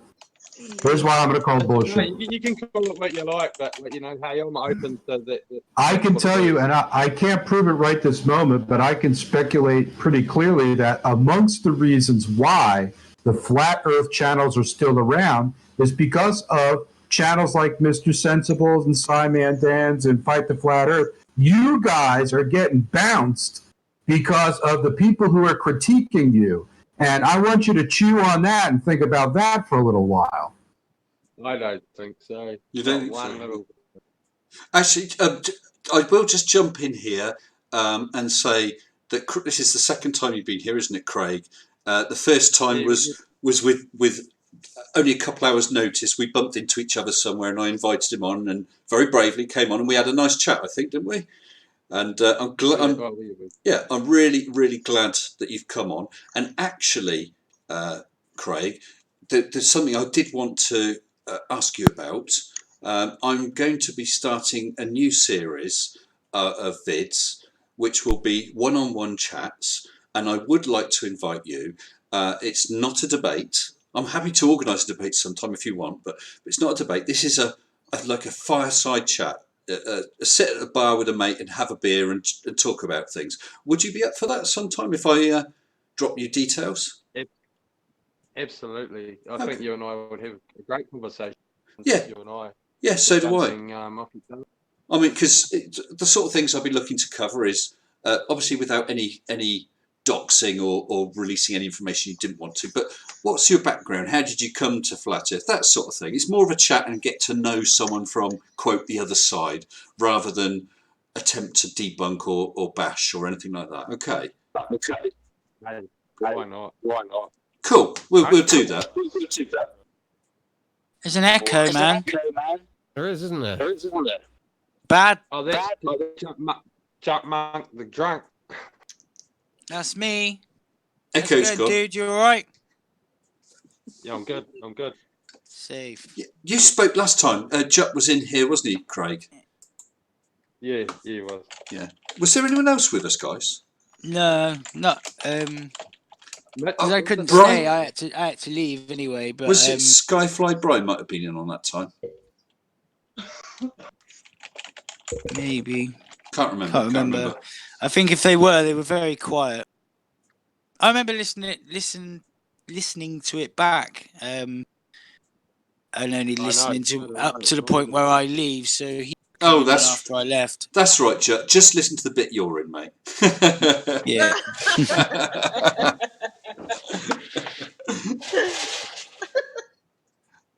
Thank you, C4. Anyway, I was just popping in for just a quick hello, and I'll head off again now. How much of your podcast have you got left? This is just I started at 9 o'clock. It will finish when we're ready to finish, basically, Craig. Listen, thank you. I really do appreciate you popping in. It's great. You're always welcome. And I will. Nice to meet you. Mr. Sensible, could I bring you back to something you said? I was. Well, because if Craig's just going, I'll just say, Craig, what I'll do is I will contact you via Discord, and we can chat about it, and then we can look at some convenient dates. All right, mate? Yeah, mate. Sweet as. Cool. You take care. You take care. You too. Take it easy, bro. Later. Yeah, sorry, Chuck. I didn't know he was leaving. Sorry. That's all right. Yeah. Yeah, you said you practically put up video every day. Yeah. And for me, I can't watch them all.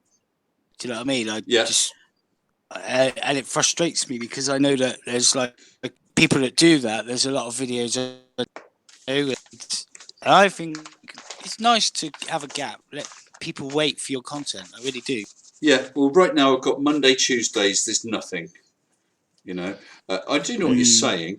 Because it's nice to wait and then you really anticipate a good video, but yeah, I think that's true. when you saturate them, and certainly amongst other creators that are busy, and you laugh that I only watched up to me, but I'm critiquing what a plum I am, you know.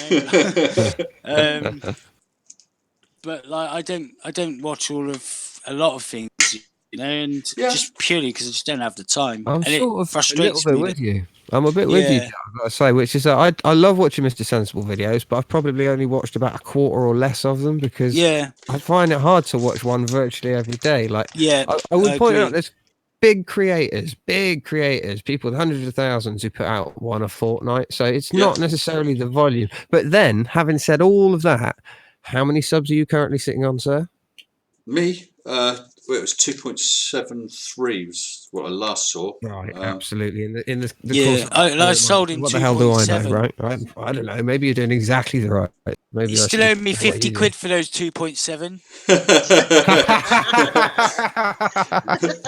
Well, I know what you mean. I know what you mean, both Jim and Jutt. But looking at the analytics during the week, so if my week's starting Tuesday, I can see my watches going up through the week till sort of Saturday night into Sunday after my last video was on a Saturday night. And then it plummets over the next couple of days because there's nothing else there for 2 days. I mean, I need a break, and that's fine. I've accepted that. So I know what you're saying exactly about saturation, but also this whole process of gaining subs. But that will just come now. Yeah, it's exponential, isn't it? It's hard to get that first 100, and do you know what I mean? But it does. It gathers speed. You know, also as well, what you want to do by slowing down, put more effort into one video. Yeah, they're half-assed, aren't they, Joe? No, but this is where, trust me, this is where you really will gather momentum, because like people will anticipate your videos and they will suddenly be like, you know, you'll up the level because you'll be putting like, you know, 3 days into one video, not one a day. Do you know what I mean? Or I don't know how you do it, but I know what you mean. Yeah, and the reason you do well is because you are a great personality as well. I mean that. Oh, thank you, Joe. I dropped a post to my patrons just this morning, I think it was, talking about the fact that I'm now going to be getting the decent video editing software, because right now I'm just battling with Windows Movie Maker, which is fine for the basic editing, apart from it crashing all the time and deciding to cut out half the sound. But so I'm going to get some decent editing stuff. Now my daughter studies media studies, and she uses all the professional level stuff, and she can actually get me a free copy which would last for a year or two. But learning, well, it is Jim, but the learning curve will be much more, and I'd be able to do some really fancy things, professional level stuff. But do I want to spend a week making a video? And okay, I might get a little more interest because it's so beautifully done, or spend sort of 4 or 5 hours and get something not quite as good, but more than good enough, and I'm happy with, and people are happy viewing. It's a question of balance, really. And what are you using right now for a tool, Mr. Sensible? Windows Movie Maker. All right. I can tell you, I have some excellent news for you. Okay? Oh, what's that? There's a wonderful program. I do videos kind of as a sideline. It's certainly not my profession, but I use video editing in my profession. And I use a tool called DaVinci. Right. And it is free. And it is fantastic. And it is as good as any video editor out there. For your needs, it would be splendid. It's actually quite a lot of videos out there. If you only want to use it for simple stuff, you don't have to get involved with advanced editing. I really suggest DaVinci Resolve. It is absolutely spanking free, and it is fabulous. Well, I don't know if you've got any experience of it, but the one that a couple of people recommended, and I've looked at some tutorials for, and it's a reasonable price, as in not hundreds and hundreds and hundreds, is Filmora 9. Have you had any experience of that? Yeah. Oh, you I know a have, few Jim. people who've been using. Well, no, I don't use it personally, but I know a few people who do. I think the sarcastic barman may even use it. Okay. I hear only good things about that in both review and from people. I think it might be worth a look if you're willing to actually sort of spend the dosh. Then that's a good way to go. Well, that was For what the one free that I'm stuff, currently planning to get. Currently, yeah. yeah. Well, this I I would mean, say they for have. free wise, you've got a couple out there that are quite good. I mean, Hit Film Express is pretty excellent if you want to put some good effects in. There's one called VSDC, which is sort of it's a little bit mundane to look at. It's not quite so exciting, but it's extremely functional once you get past the sort of the learning curve bit. Yeah. There's a variety of things out there. It might be worth shopping around before you spend any money. I use the one called Animotica, Oh, and sure, I've heard of it. I picked it up for $12. It was on Okay, sale for 12. It was normally like $19 or okay. $20. Yeah, so I thought, and it does what I need to do. I can overlay, do anything I need to do. So I haven't even discovered everything I can do about it, but it's a nice program to use right now. So Sorry, what's that one called, Mum? Animotica. It's Animotica. Sorry, I'm just going to interrupt a second. I've just had. It's quite odd. I can see it on my OBS OBS software, and I can see it on my list of super chats. But for some reason, it has now appeared. Yeah. Mr. Bjorn Kamitz has just Yes. super chatted 200 Hey. Swedish krona this time. Thank you very much. Oh, Saying, wow. unfortunately for me, I have to hit the sack. But it was great to hang out with all of you good people. Have a great Yeah. evening. Well, wow. thank Okay. you, Bjorn. Thank you very much. And it was great That to was see you nice. there. Wasn't it No sex just? dance though, right? Absolutely. Good night, bro. Take care, Bjorn. Good night, Bjorn. Yeah. Good night. Good night. And stay sensible. Yeah. You too. No, not always. Well, you need to. Depends. Or, as far as you would say, never. Are you ever Yes. sensible? But I'm a monkey. But like, you need to learn to let your inner monkey out sometimes. I let my hair down. Absolutely not in your case. Classic. Oh, Jut needs only 30 subs to get to 500. So if you haven't, please sub. Colon's put a yeah, shout out good. for you there. Good call, Oh, Colon. wicked colon. Yeah, Thank yeah. you very 33 to get to much. 300. So Go and check I'm waiting for the first chill checks. Tom C. Shooter said that SEC 200, Swedish Yo, krona the 200 is snark. about £16. Wow. Thank you Wow. very I much. got you, Judd. That's nice. Isn't it just? And sorry about the strange adverts that have suddenly started appearing behind me. Cut. Cheese and beer. Cheese and beer. I think I got rid of it again. Oh man, because I've got a delay and I'm having to. Never mind. Yeah, after all this talking about advertising in your streams, it's been Yes! for you, hasn't it? I recommend these leggings. They'll It make looks your like- bottom look nice and pert. I got 472 now. Wow. Now, help me out here, Mr. Sensible. Yes, Mitch, Help me out, buddy. if I can. Explain to me how someone from New fucking Zealand Yeah. who sees a completely different sky Yep. than you see all the time Yep. doesn't find that just a tiny bit peculiar. Well, I agree, but he is no different than a flat earther in the UK, knowing that people in New Zealand see a completely different sky all the time. I mean, you and I know that, and believe and understand that flat Earth is nonsense to us. What I will say is he believes a lot of the stuff that those flat earthers do, but he does have an open mind. When we chatted, he was willing, and we had a couple of messages in Discord, he was willing to look at stuff. So that's why I think it'd be great to chat to him. I think I'm going to just call it out, and I'm going to say I dashed off before I had an opportunity to really kind of engage him, and I don't think I heard him. He was very low volume. He was quiet. And I'm going to reach out to him because I got to say, I'm impressed that he had the courage to come on this channel, and and I really admire that. So, Definitely. to me, that's something that gives you the force of conviction. If you believe in what you believe strongly enough, or you're willing to confront peaceful adversaries about it, well, then it lends legitimacy. But when you just yell and shout and flat slap people and what's it feel like to go 1,000 miles an hour? Yeah. Yeah. That's a bit tiresome.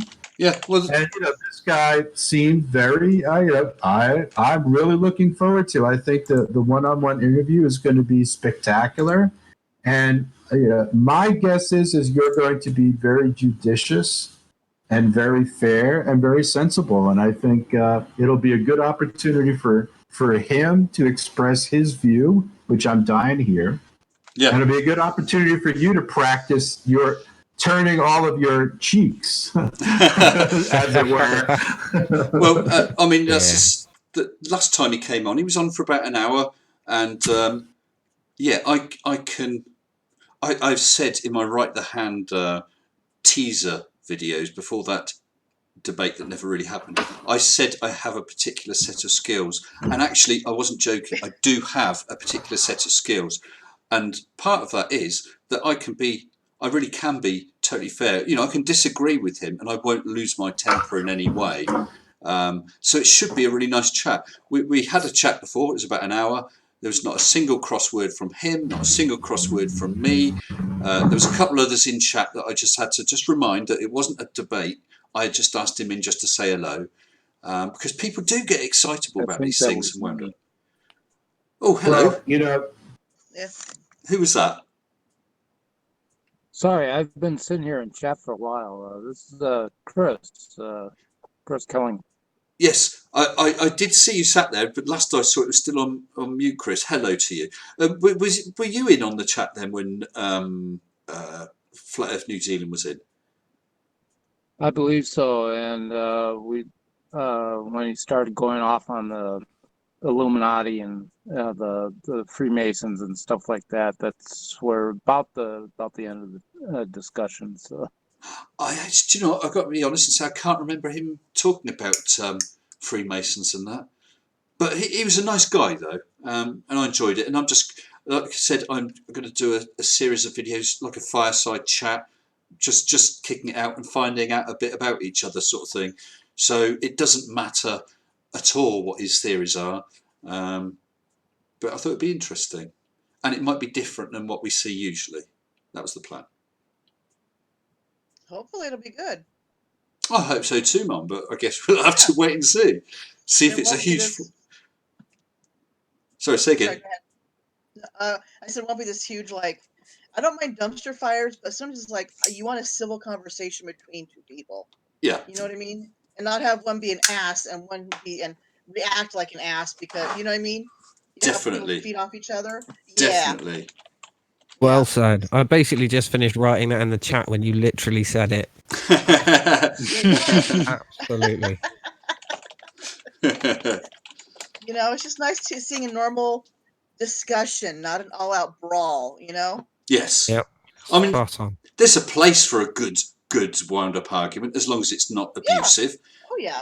And I just thought there's also a place for just a nice chat. I'm sure there'll be people Exactly. getting wound up in the chat, and that's fine. But That's yeah. always going to be people lining up to chat. So. Well, also, I apologize. I hope I didn't come off as being insensitive. And, there's another show that I do later in the evenings on U.S. time. That's a political show. I'm not going to get into the details about it, but yeah, it's a little more robust. tempo, Yeah. robust. Yes. Let's whatever it is, and our discussions are animated, but fully respectful and fully meant not to be rhetoric, not fighting. Yeah. Right. Definitely. So I want to separate it. If I said to the guy, look, come on, it's just a chat, then I have to stick by that, and it's just a chat. Whereas if we organise a debate, then we've got time limits, and you're going to get more wound up and really try to no, but you're wrong because. Whereas now I'd with this, it's more a chat of, well, how do you feel then when someone presents this sort of evidence? Right. Yeah. So just something Well, different. you should always speak in terms of the idea. In other words, it's not the issue isn't whether you're wrong. It's what you're saying wrong. Is your idea wrong? And trust me, that's a big difference. Definitely. That comes off a lot differently. You know, keep the subject matter. That's like kind of keep to those kind of rules of rhetoric, and that's what makes a conversation civil. And that's exactly why I wouldn't go on someone like Nathan Oakley's channel. No. Well, he's an abuser, isn't he? And he's a con man too. And I'll tell you what, man, I don't even want to say what unspeakable things I would do if it turned out that Nathan Oakley was really a flirt. Sorry, if he was a flirt. Yeah, I don't think he really is. He's a troll. I'd be more surprised if he was. I wasn't there. Who has a conversation between him and Sleeping Warrior, or is it DMs on Discord? I think even Jose, he's told Jose direct. But where they admit that the Earth there's a curve and everything, talking about a lighthouse and stuff. Yeah. You know what I'm talking about? I didn't know about that one. But I'm sure Jose said he's actually him. But there's like some and somebody else. Nathan tells Sleeping Warrior, "Don't mention that lighthouse. Don't mention the lighthouse. Don't mention the lighthouse." And he does. You know what I mean? And then he's like, "Oh yeah, we all know there's a curve or something like that." It's a total scam. Yeah. Yeah. And that's wrong because it's not just like conning people out of some money. Because in fact, the people who watch it don't lose anything unless they're buying their merch. But the problem is, it's spreading that stupidity, and there are people who will genuinely take it on board and believe it.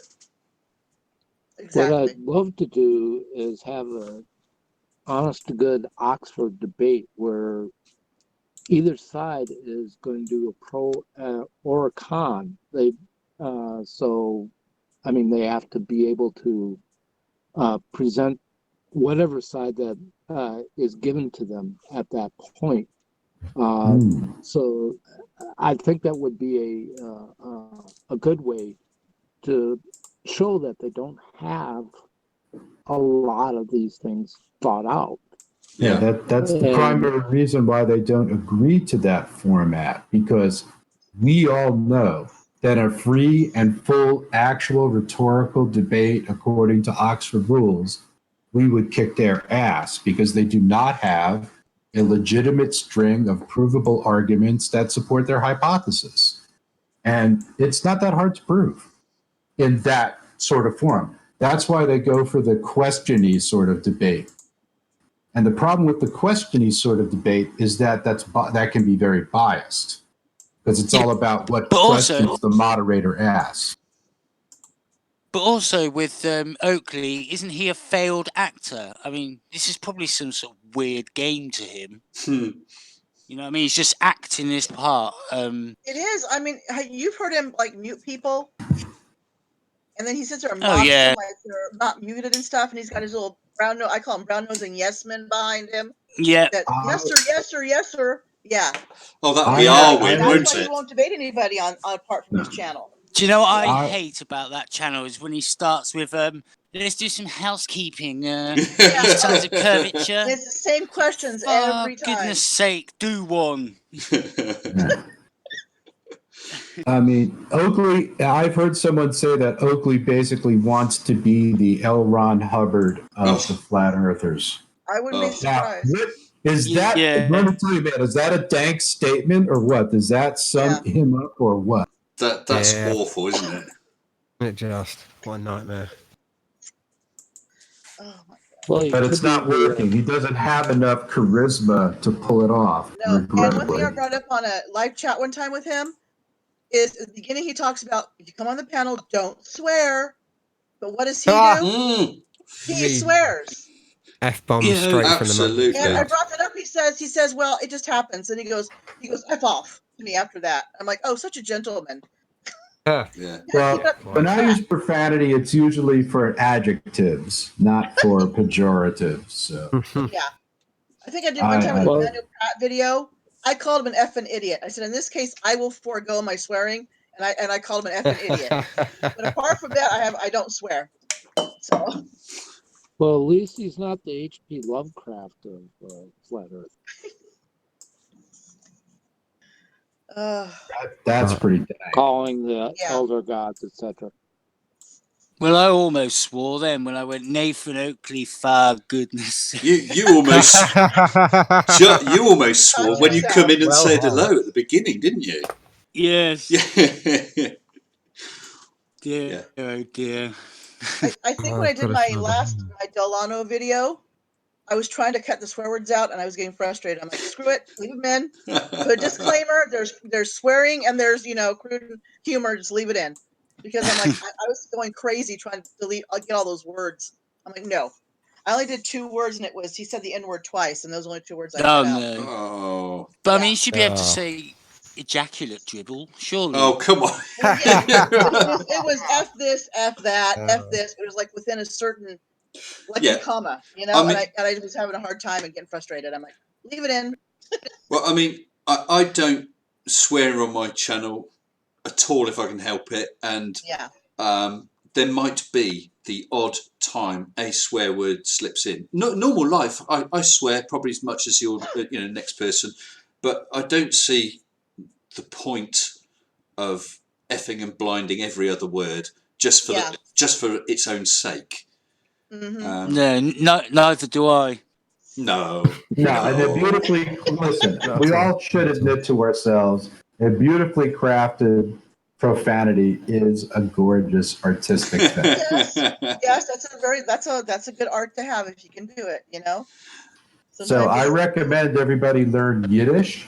Is that good for it? No. I gotta drop Pig out. Latin. I gotta I can do pig pay Latin. There attention to we what's go. going on at work here. So Okay. it's good. Good to talk with you. Wow, your and, brain's we'll see you sturgeon. around. You too, Chris. Thank you very much for popping in, mate. Good night, my friend. You take care. Good night. Good night. That was fucking funny. Sorry. Brain surgeon. Oh my god. Sorry, things just come out. Oh my Monkey, god! so- I said I just saw that. You made that. I felt those neurons come together when you said that. It was awesome. So I was thinking the very same thing. I was like, what? So is all this time he's been on the payroll and he's here chilling out with us? Awesome. Good for him. Yeah. Stick it to the man. Sticking There it to the you go. man. Yes. Oh, a quick message to the snark. Kapla! He knows what I'm talking about. I bet. I see it. Rocking man. Is that what happens when it hits the toilet water? No, that's not what that It means. just where is the toilet? Kapla. No, Sound like no, it's somehow. just the only Klingon word I know. Oh, I know. I'm being weird. I'm sorry. Although apparently, I believe you can study Klingon. I believe they made the whole language. Yep.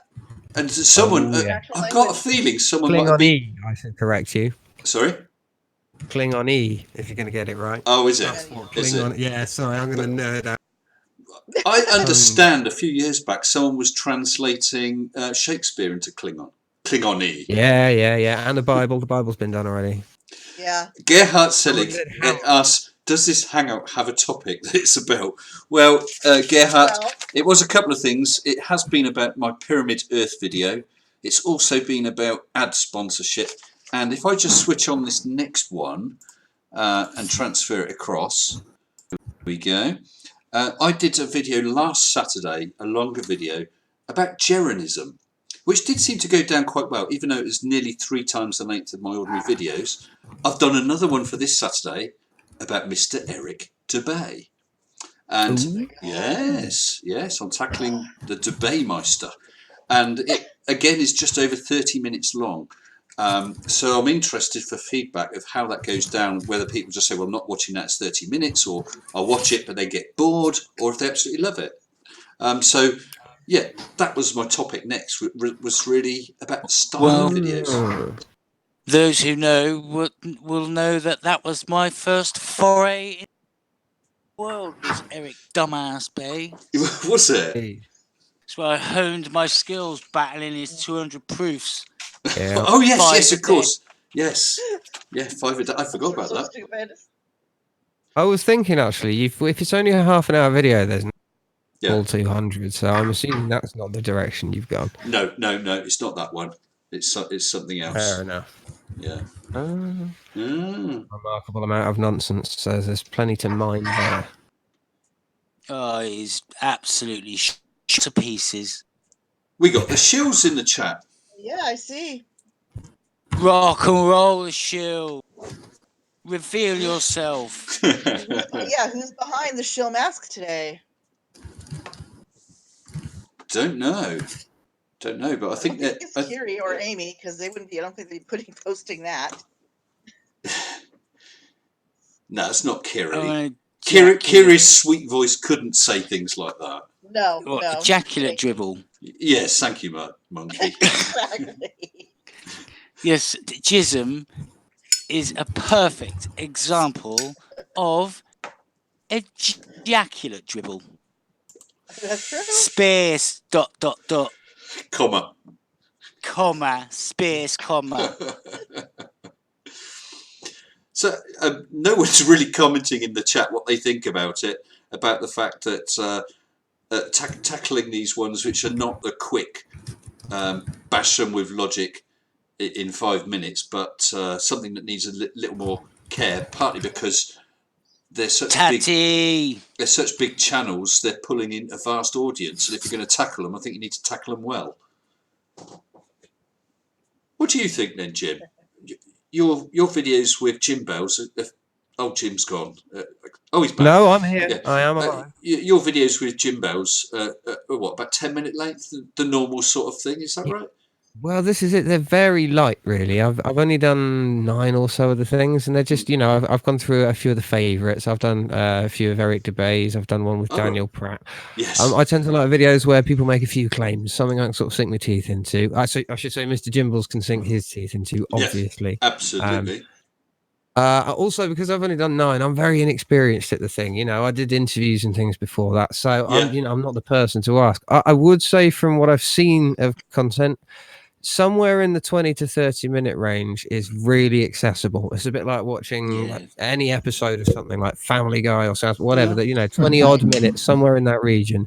If Anything you're going to go more longer than that, 15 you want to be minutes, and I have to think twice about whether I've got time to watch it. Yeah, remember, Mr. Sensible, we talked about this very early in the life of your channel about video length, and I think we're starting. I think I'm hearing a consensus about really the attention span of the modern human is not really all that long.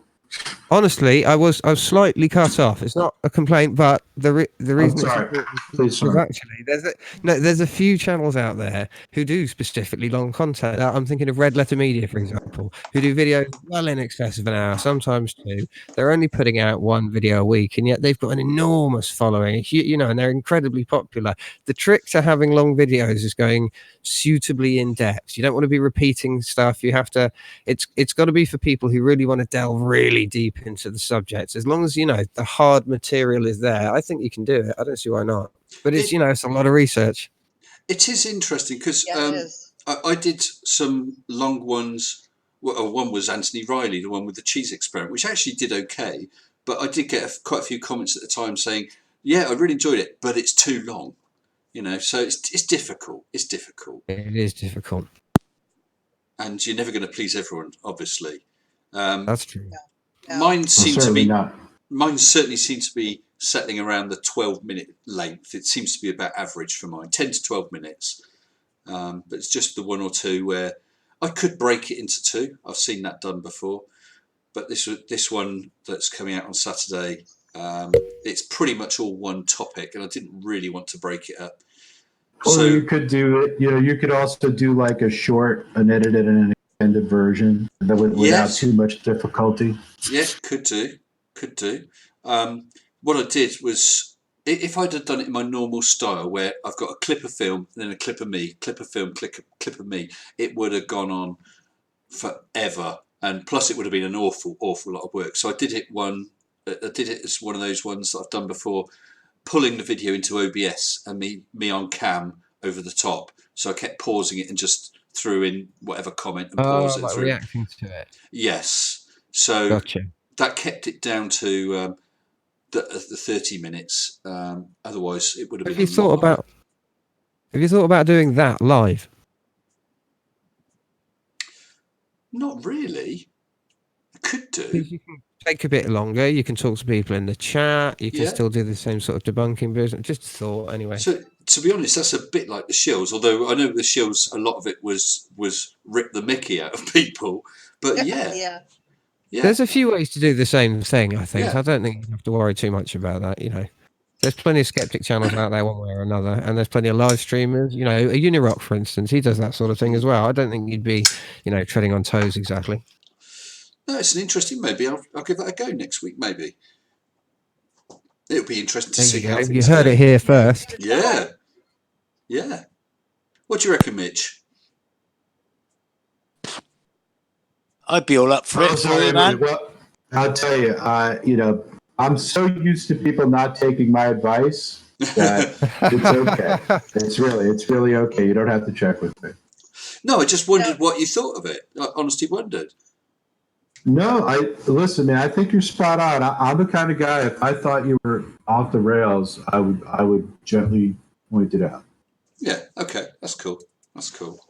And I think you are settling it. You know, and I don't mean to interrupt. You're settling into a rhythm. That's super important. Because what you do is people have expectations of how much of their lives they have to set aside to, you know, to really get into it. I think that's a good, that 8 to 11 minute, that seems to be really the optimal size. I think for people to really digest it. It's like TED Talk size. Yes. You know what I'm saying? Yeah, I do. And I think you're absolutely right. And also, of course, the people who perhaps look at my channel and stay are the ones that are happy with what I'm doing.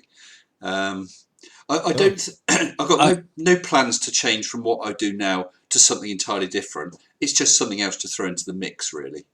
I tell you what, Mr. Sensible, on behalf of the shows, you support in doing anything like that, whether it was similar to anybody, it doesn't matter, does it? It's you have a personality and you do it your way, and that's what people want to watch. You know. Although we all do the same sort of thing in a roundabout way, in a slightly different way. Some of us very different. But do you know what I mean? It's it wouldn't matter what you was doing a live debunk, whether you had a guest on doing it with a guest. It's you, it's your personality, and you're what people like. Well, do you remember that commenter, that regular commenter? He came in a couple of my flirty feedbacks. Odd Job, Nobby Bob Job, Odd Job Man. Do you remember him? Not really. Oh, well, all he would do is come in and say that I was a Simon Dan wannabe. He thinks that I'm just trying to copy Simon. I mean, I watch Simon Dan. I love Simon Dan, but I love Conspiracy Cats, Baldy Cats, loads of other channels. Yes.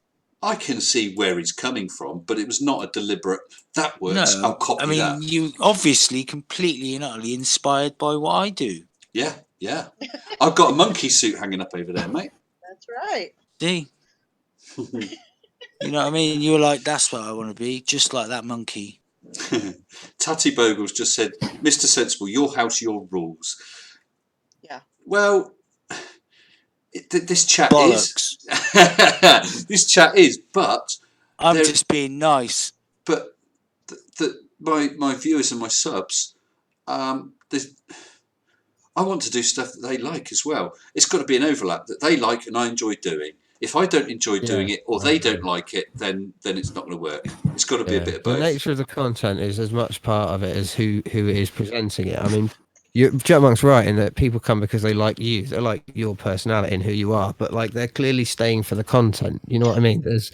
It's what you're presenting to them. It's the thing they're interested in, and the way that you present that to them, either because it makes it easier to understand for them, or it's something that they can sort of learn from in some way. So I think, yeah, it's definitely a balancing act, but you've got to get in. You've got to know exactly what it is you want to be giving to them. You know. And I think by what you're saying is why he could do the live debunk in chat, because he's got the personality in the chat, and it's people. Yeah, you've got to know how to do the topic too. I mean, what's your Well, that's true. viewers now? How many's watching now? I don't know. 58. I've got 59. Yeah, on mine. Sure. There you go. That's an alright audience. You know what I mean? Sort of this time of night in the week. In the week, yeah. With the Right the Hand thing a few days ago, I did obviously advertise that, and we peaked at about 211, which was amazing. Yeah. Not bad. That was amazing. It was fun, wasn't it, Mum? Yes, it was. Wow. I enjoyed that. I know you did. No, I came in just after it all kicked off. I still haven't gone back to watch it, and I want to. Oh, do you know what? I rewatched it last night on my phone in bed because I'd seen bits of it, but I'd not seen the whole lot, and it was just so funny. Have you seen it, Jim? I have, yeah. Actually, look, I'm really sorry. I'm going to have to drop out just about now. It's getting very late. Worries, man. No worries. It's been a really good night. It's been brilliant talking to all of you, Global Monk. Hey, it's been good to see you so much. Yeah, man. Best of luck with what you're doing, bro. And, thank you. I appreciate that a lot. We'll give you a shout out here and there. I've already subbed you, and I will be checking you out, man. And fucking wish How you. is it? Flipping well, wish you all the best. Cheers, man. I appreciate that hugely. And I want to all see of you, just have a great show. Jim Bells. Oh, he's on his way. I've been concentrating I'm on the also going to do that animal debunk. I've just been so busy myself, but. Oh, tell me about it. Tell me about it. 2 that channels will to be run and 2 coming. jobs to go to. Well, right, Jim, I will see you all soon then. Thank you again, Mr. Sens. Jim, you're always welcome. You've obviously got the permissions to come in. So when I'm running a live stream, please feel free to jump in and say hi. Yeah. Oh, you legend. You can be sure I will, mate. All right. You take bye, care everybody. then. Thank you. Bye bye. Now, what was it? I was just about to reply on chat to Gerhardt again, saying, is it safe to say the topic right now is what you'll do or not do in the future? Well, yeah. I put it Geranism debate. It's not those guys themselves. It's my video on Geranism and my similarly length video on debate, which is coming out Saturday night, 21:15 British summertime. The last of the British summertime, and it was about style of videos really. I'm not going to, as I said just a minute ago, I don't plan to ditch what I'm doing, far from it. I enjoy that, but I'm trying to bring something new, and as you may have heard discussed earlier on when I was chatting with Flat Earth New Zealand, I'm also going to start a series of live sort of fireside chats, just friendly chat with someone.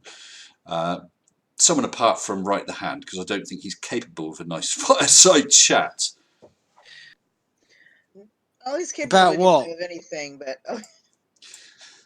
about what? Well, what I'd like to do, chat, is not just chat about the weather and sport and stuff like that. I do want to chat about the person, their beliefs, how they come to them, how they can sort of justify it to themselves, and so on. But try to open them up. If it does open up, then yeah. But it's not. I'm not trying to win an argument. It's literally a fireside chat, like you might have with a mate. No, just wondering if, like, being frank, if people would be that interested. You know what I mean? Well, that's why I'm if asking. You're not pushing any sort of, or not kind of got any kind of goal, like if it is to generally get them to open up, and down a different path, but if there's no real, like, I mean, I just can't see a lot of people be like, I don't really care what such and such thinks about the weather, and like why he thinks the horizon always rises to eye level when he hasn't even blown. But if that came up in conversation, he said horizon rises to eye level, then what I'm talking about is we would start talking about that. Why do you think that then? What about when people do counter it with this sort of evidence? I won't be trying to argue them to try and beat them with a point. Hey, this is an experiment, you know. I'll see how it goes. If it's not very popular, then I'd probably drop it. I've not seen anyone else do it, and that's why I thought, hey, I'm going to try it. Have a go. I've seen some people debate like that. They'll get talking to a globe denier, and the globe denier will be like kind of getting what they're talking about, and you know what I mean, kind of understanding. And then they'll get to a point, and they're gonna go, "Oh no!" And then all of a sudden, it's like they get defensive and just close themselves off. Suddenly, it's like bam, isn't it? Yeah, but you can feel that. Okay, they're getting it. They're getting it. Okay, good. They're getting it. Then they just start to bring up this wall when it gets to a certain point. And it's just like, that's what's so frustrating. I know exactly what you're talking about. But they can't do it. They won't do it. See, I'll tell you who I've been impressed with, and as far as I'm concerned, his beliefs are totally off the wall. He's a total nutsoid with his beliefs, but that's Flat Earth Aussie Jesus. I've actually been in a chat with him. He can't remember it, but I was. No. And he's sound. But he's sound, man. Yeah. The thing is, he is calm. He'll talk about it. He won't get riled, and we can have an interesting conversation and maybe find out a bit more about why and where they came to those beliefs. I've been friendly with him for a long time. Yeah. Well, long time. Yeah, he's a sound geezer, man. I've chatted to him a lot through chat, and I've chatted to him live, and watched his live streams. Chatted to him through that chat as well, and he's he's all right. But then, like, when you start talking to him, and I've actually debated him as well, and it's just like the things he comes up with, and he just makes shit up as he goes along. Just so you go, well, what about that then? So he just makes up another like piece of evidence just to stack on top of it. And he's like, well, where's that come from? Like the sun that we were talking about, the sun and how it can appear in different places on the flat Earth. You'd have to have at least 2 suns or whatever. Sunrises and that, and it's like, the sun's got its own apparition that everyone's got, and it's like, that's what? Right. The sun's got an apparition now. Jut, I remember that conversation. I think that was the live stream that I was on as well, because he was talking about, wasn't he talking about it? When I was debating him, wasn't it him talking about the sun shining on something that you would then see? It was a bit odd. What's up? What MD? What's up? That was the only time I was debating him, like, I just couldn't get my head. I was like, whatever. but I chatted knew him before then. Well, I did invite him to my Discord. He has come to my Discord. There was a little bit of misunderstanding because he thought I was inviting him to a live stream there and then, but I was literally just going to bed. And I've left him some messages, and hopefully he'll do it. He's one that I want to. I would also like to talk to Craig, Flat Earth New Zealand, who popped in here tonight. He's obviously cool. I'm going to disagree with him 100%. We already did last time, didn't we, Joe? But at the end of the day, they're wrong. Well, yes. If they think the Earth is flat, they're wrong about that. It's not flat. It's a globe. Period. True. Not up for debate. But I mean, if these idiots want to say the Earth is flat, then we will bang our heads against the wall trying to tell them otherwise, whilst they make absolute toilet up and coil force it onto the internet. Coil force it. But the thing is, they're going to think, assuming they're not a Poe, we'll have to put that to one side, they could be a Poe, but assuming that they really believe it, then they really believe it, and they just think you are wrong, Chuck. That's why it might be interesting just to get behind the argument, just find out a little bit more. Like I said, it baffles me, mate. I just don't understand how can they think that when you've got people like Ranty Flatter filming curvature. There's look at that lighthouse. See, there's just half of it coming out of the sea. That proves the Earth is flat. No, it doesn't. It proves most of it's behind the curvature of the Earth. You plum. But then they will come up with all sorts of theories on the Flat Earth Society web forum. They actually were talking about bendy light. So the light from the sun literally does bend. So what you're looking at, almost like the whole business with what do you call it? Sort of mirages, lifting things up, that sort of thing. I think it's rubbish. But oh, they talk about all kinds of magic, but none of it's true. It's the curvature of the Earth. so then there's you're right, Chuck. But then there's two things. You either have to provide evidence and batter them into submission with that evidence until they finally say, "Do you know what? You're right, Chuck." Or what I'm intending on doing is saying, "Okay, so you believe this. So what makes you think that?" Because I mean, either you just pulled it out your butt, or you have seen something that has convinced you. So what is it that's convinced you? And let's talk about that. the thing is as well, I mean, I know that there are certain atmospheric conditions that can make you see that a little bit better, okay? But the thing is, when you're looking at them, you can see there's like a, it's not a clear picture, is it? Because it's the atmospheric refraction. Whereas when it's a clear day, and you're just seeing what's peeking over the curve, you can't deny that. The thing is, they don't get you. You can't really see the curve, but you see the effect of the curve. Yes. You know what I mean? They think you should be able to lift it up and see that land falling away. You can't see it falling away. You see the effect of it falling away. I know. Does that make, you know what I mean? Yeah, I know exactly what you mean. And they're like, well, Yeah, look, it's an indirect. It's an indirect observation. Absolutely. Do you know what? Because I've looked and I did do a flurf rant, and the video I found wasn't amazing, but of going on a ferry, leaving land. But I am going to go somewhere for a holiday or whatever. Yeah. But I'm going to go on a ferry, and I'm going to really good camera. I'm going to film the land going over the curve. I'm going to zoom right in just so you can watch it disappear, and things that are coming into the foreground disappearing before, like things in the. Do you know what I mean? Just definitely absolute irrefutable evidence that what you're seeing is curvature in play. You dumb globe denying dork. Jut, man. Why don't you wake up? Jut, calm down. Hey, Jut. I tell you what you can do is save yourself a lot of time and aggravation. Do CGI. CGI it, Jut, yeah. Do CGI. Well, Jut, there is another alternative. You can speak to Arwin and see if he'll lend you his newly acquired P900.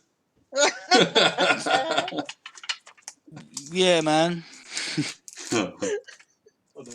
Dear, oh dear. Well, what is it with a P900 and P1000 that they think this is the ultimate? What is it? Yeah, I know. They zoom into a star and then blurred and go, look at what stars are. Stars are not what they tell us. So try looking. Stars are not what they tell us. You're zooming something out of focus in a camera. Why don't you get yourself a telescope and zoom it in properly and use your skull? And then you'll see that it doesn't matter what they tell you what stars are. Stars are up there, and that's what they are. Stars, you dumbass. Well, that's what's good. I was going to say, use a telescope. You'll get much better magnifications with that, because it's got I forget the term, but it's got what is it? Basically, the width of the lens or the mirror, light gathering capacity. I've forgotten the word. It's skipped my mind. Does anyone know? No, but you know what I mean. I don't know. It's like you can't have focal width. Well, no, like. At the end of the day, I mean, get in a telescope, right, just to demonstrate gravity, okay? All you have to do is find Saturn. Just look at it. Yeah. Just keep observing it. And watch its moons. And the fact that it's got a ring going around it. It's just there. Why is it just there? Why isn't it just flown off? I always remember falling into Saturn, yeah. I always remember when I was a kid, the first time looking at Jupiter through just a pair of 10x50 binoculars. So it was all jiggling around, but you could see the major moons. That was astonishing. Yeah. But also with Saturn as well, is if you get a good shadow of the ring, and you can clearly see its sphere. You can't mistake it. No, you can't. It can't be anything else. I mean, And then there's gas pressure right next to a vacuum, you Oh. dumbasses. It's all there. What do you want? Everything you want to throw debunked by one planet in the heavens. I just cannot believe how they keep going on and on and on about gas pressure in a container. And I heard one of them just the other day saying that you can't have a pressure gradient either. Well, what do they think happens when you climb up a flipping mountain and the air's getting thinner? It's a gradient. And if they say, well, space isn't a vacuum or it doesn't exist, what do they think is going to happen if the vacuum's dropping at a steady rate? It's going to approach zero. I mean, it's not rocket science. I know, but I'd like to just go, well, what? There's no pressure gradient. Plonk them on top of Everest and go, good up here, innit, with no air. Yeah. Riley did a video on that where he did about air pressure, and he went off and goes, "How can you have this?" It was like, and he had to hold a model, and he was like flipping these stupid particles around and everything. Yeah, well, there's plenty. It can't happen. Yeah. There's plenty of air on the top of Mount Everest. There's just no oxygen. No oxygen. Well, yeah. Exactly. It's just really thin. Excuse me. Well, my favorite is still 8 inches per square mile. That's my favorite mantra. That's terrible, isn't it? Square mile, dear. It's just awful. If you're a mathematician, it's particularly painful. I bet. But I mean, why can't they grasp it? It's just a rough approximation that's good for a few miles just to give you a sort of idea. Beyond that, it's meaningless. It's a parabola. It's not a circle. Well, do you know what else I'd like to do as well? Beyond that, you need trigonometry. Go ahead. Sorry. No, I mean, after sitting them on top of Mount Everest for a while and then sort of starting to realise that it's not much air, then catapulting their backsides into orbit. Well, of course, they wouldn't reach it because of gravity. Gravity, you fuck! Gravity! No, I'd make sure it's they gravity! reached orbit and at least done one absolute orbit of our beautiful globe. And I don't know if I'd bring them back. I did. What was it? Just had a video about the ISS and the one I premiered yesterday. Yeah, and it was all about how and there's people on thing. Well, you're going 17,500 miles an hour. They think you should be whizzing by the Earth. Well, you are. No, you are. But it's just a lot of it. But they're thinking ground level whizzing. You know what I mean? Yeah. Yeah, they don't have the idea of scale. Everything should be a blur. They don't get it. They don't understand scale, do they? They just do not get it, the dumb plums. They do not understand how big the Earth is. No. And that the Earth is really small compared to a lot of other shit. Oh, yeah. They don't get that either. They should read Douglas Adams. That was perfect. Space is big, really big. Yes. You may think it's a long way down the road to the chemist, but that's peanuts compared to space. Brilliant. Yep. But I reckon if you took one of these people, let's say Debay or Jeranism or someone like that, if you actually gave them the training and put them in orbit on the ISS for a few days, I reckon you could finally convince them. But you know what would happen? They would come back and say, do you know what? They were right. This was a globe. And what would happen? All the others would call them a shield and carry on. Yeah. Absolutely, they wouldn't believe him. They'd be like, "Yeah, he's been turned by the opposition. He's been turned." Yeah.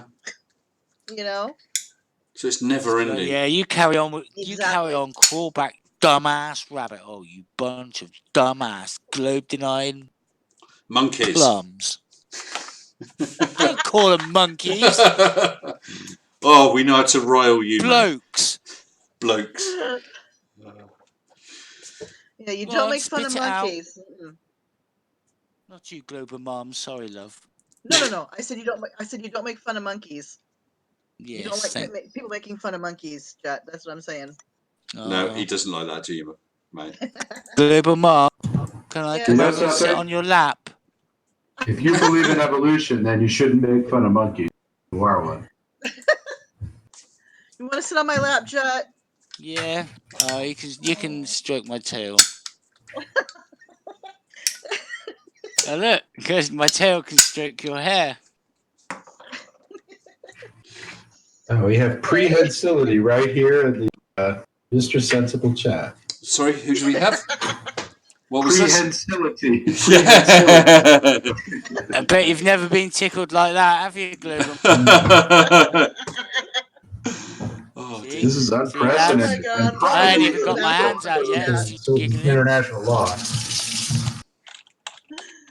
I'm just glad my husband's in the bathroom for this. No. Oh dear. Well, so this is a debate about Jeranism and Tibet videos. Got off track again. Oh, I just seen we got Mr. Sarcastic the Barman in there. Yes. Hello. We have Sarcastic Barman. And 1 Minute Debunk was in here. Did you guys see his premiere? I didn't see Yeah, that. man, I saw his premiere. Absolutely brilliant. But I couldn't watch it all. I didn't have time. His I could video watch half of was it. a quarter of what the timer thing was. It was like a 28-second video. I will just say, Sarcastic, I'm going to be winding up soon, so it's probably not worth coming into chat. But please feel free another time. But because I don't know, we've been going for, what was it, 9 o'clock? We've 2 hours 40 minutes, and over 2 hours. so I will. Flipping hell, bruv. Yeah. Rock and roll, and it's taken me all that time to finally get on Global Mom's lap. I'm slacking, mate. I should have done that an hour ago. I'm not easy, okay? Actually, when did you come in? Yeah, but Jut's easy, isn't you, Jut? Oh, yeah, man. So is that what you've heard? Apparently, yeah. Oh, man. Well, I've really enjoyed it. I appreciate you guys all coming in, just kicking it with me. It's great stuff. Yeah, man. Yeah. Rock and roll, bruv. It's what passes for entertainment in the 21st century. Right? That's right. I wonder how many Simple subs I things. got. I'm gonna have to check now. See if I think I got a few. I got like 4 or 5 subs. Well, I've just seen Sarcastic Barman said that he had a 4 premiere. subs. 474 for you, Jet. Bang my. Sarcastic Barman's just had a premiere. Sorry about that, Barman. I hadn't realised. Hope it went well. Anyone who hasn't checked out his channel should do. Can someone please drop a link for Sarcastic's channel in there? Sarcastic was on. I think you joined me on my stream before last. Not the one after the right hand, but the one before that. So yeah, if Colon or Tati or someone helpful could do that, that would be great. And yeah, Colon, absolutely right. 1 minute debunk. If he's still around to pop in, and I'll grant permissions for another time. I'll have a check through, see who we got in there. Wow. I think I am going to start wrapping it up, guys. Yay! It's been good, been fun. Really enjoyed it. Yeah, it has been fun. So tonight's turn to have final words. We're starting from the top of the list, so that'll be you, Global Mom. Oh, for me to start to say goodbye? Yeah. If you've got any final words, anything you want to say. I'll just read something Glover Chris said in the chat. So anyway. Well, thank you for letting me come on again. You're very welcome. And it's always fun to come on and chat. Good. And so I really appreciate it. No worries. Anytime, mate. You know what I mean. Anytime. I know what you mean. You're one of the guys. One of the guys. I can be. You can be. Listen, you take care. All the best, all right? And see you around soon, love. Bye-bye. Yes. Bye, honey. Bye, Jut the drunk monkey. Your turn next, sir. Yes, bruv. So had a banging time, mate. Good. Really, you know? Yeah, it was a good laugh. I slipped a couple of swearies out, but it's not bad for me. Did you? No, you didn't do too bad. I find that usually lately we've been sort of missing each other time-wise, so it's nice to catch up. Yeah, and a couple of times I felt a bit rude. I've come in and I've said I'll be back, and then I've not come back. It's just monkey business. I assume in you're my up to. real world, and just consumes me. So yeah, so that's that. But yeah, it was nice to just chill and be able to actually stay. That's great, mate. And hope to catch up soon. And sometime soon, we really, really must organise that get together. That would be great, mate. I really look forward to that. We'll do that. We'll do that. And I will tell Mrs. I want. Give me a little time just to get myself sorted. Because, It's still going to be weeks off, mate. It's going to be a few weeks off, you know. Yeah, I've got. I've just sort of like done a massive move. You know, it's all been like my life's been absolutely upside down, and it's going to take me a little while before I'm just completely like, you know. Yeah, it's no worries. We'll sort something out sometime, okay? And I will pass on your message to Mrs. Sensible about the roast. Oh yes, the personal video just for her. Okay, lovely. Thanks very much for joining us, Judd. You take care, mate. Ciao, dude. Cheers. Bye bye. Yeah, people. I'm gonna bang my pal. You know what I'm gonna do. Show myself one more time in the chat. Bye. Good. Yeah, you do that, mate. Bye bye. And finally, my patron, Mr. Mitch Goldstein, no less. Oh, that is yes, that is he. Well, I don't know. It's been a great show. I'm sure I'm in the process of buying a new house, or not a new house, an older house. But we're downsizing, and I can tell you, it is just the most absolutely nerve-wracking problem. But I've been having a bit of a problem with my Army paperwork and getting my veterans loan, and it's just man. I've had to delay the closing, so this has been good for me. It's been a good catharsis for me. Good, I'm so glad. That's a good thing. And it's so enjoyable. It's great to be able to get together and hear like-minded people and read the chat and share information and share channels. You know, it really does make life a joy. It's the global neighborhood. It is. So I just want, I'll leave you with this. You know, every day, my advice to everyone every day: learn something every day, teach something every day, do an act of kindness every day. Other than that, have at it. Good night, Mr. Sensible. Very wise words, Mitch. You take care. Thank you for dropping in. I'll see you again soon, mate. Thank you very much. Goodbye. Goodbye. And so, everybody, thank you so much for joining me. It has been a blast. I've really enjoyed it. Well, we sort of covered the topics that I had there in a nice way. It was great. I've got videos out. What day are we now? We're just into... we're still just Wednesday, I think. So I've got videos out Thursday, Friday and Saturday. So I hope to see you all then. And I'll see you all again the next time I do a live stream, whenever that is. Thank you very much. Stay sensible and good night.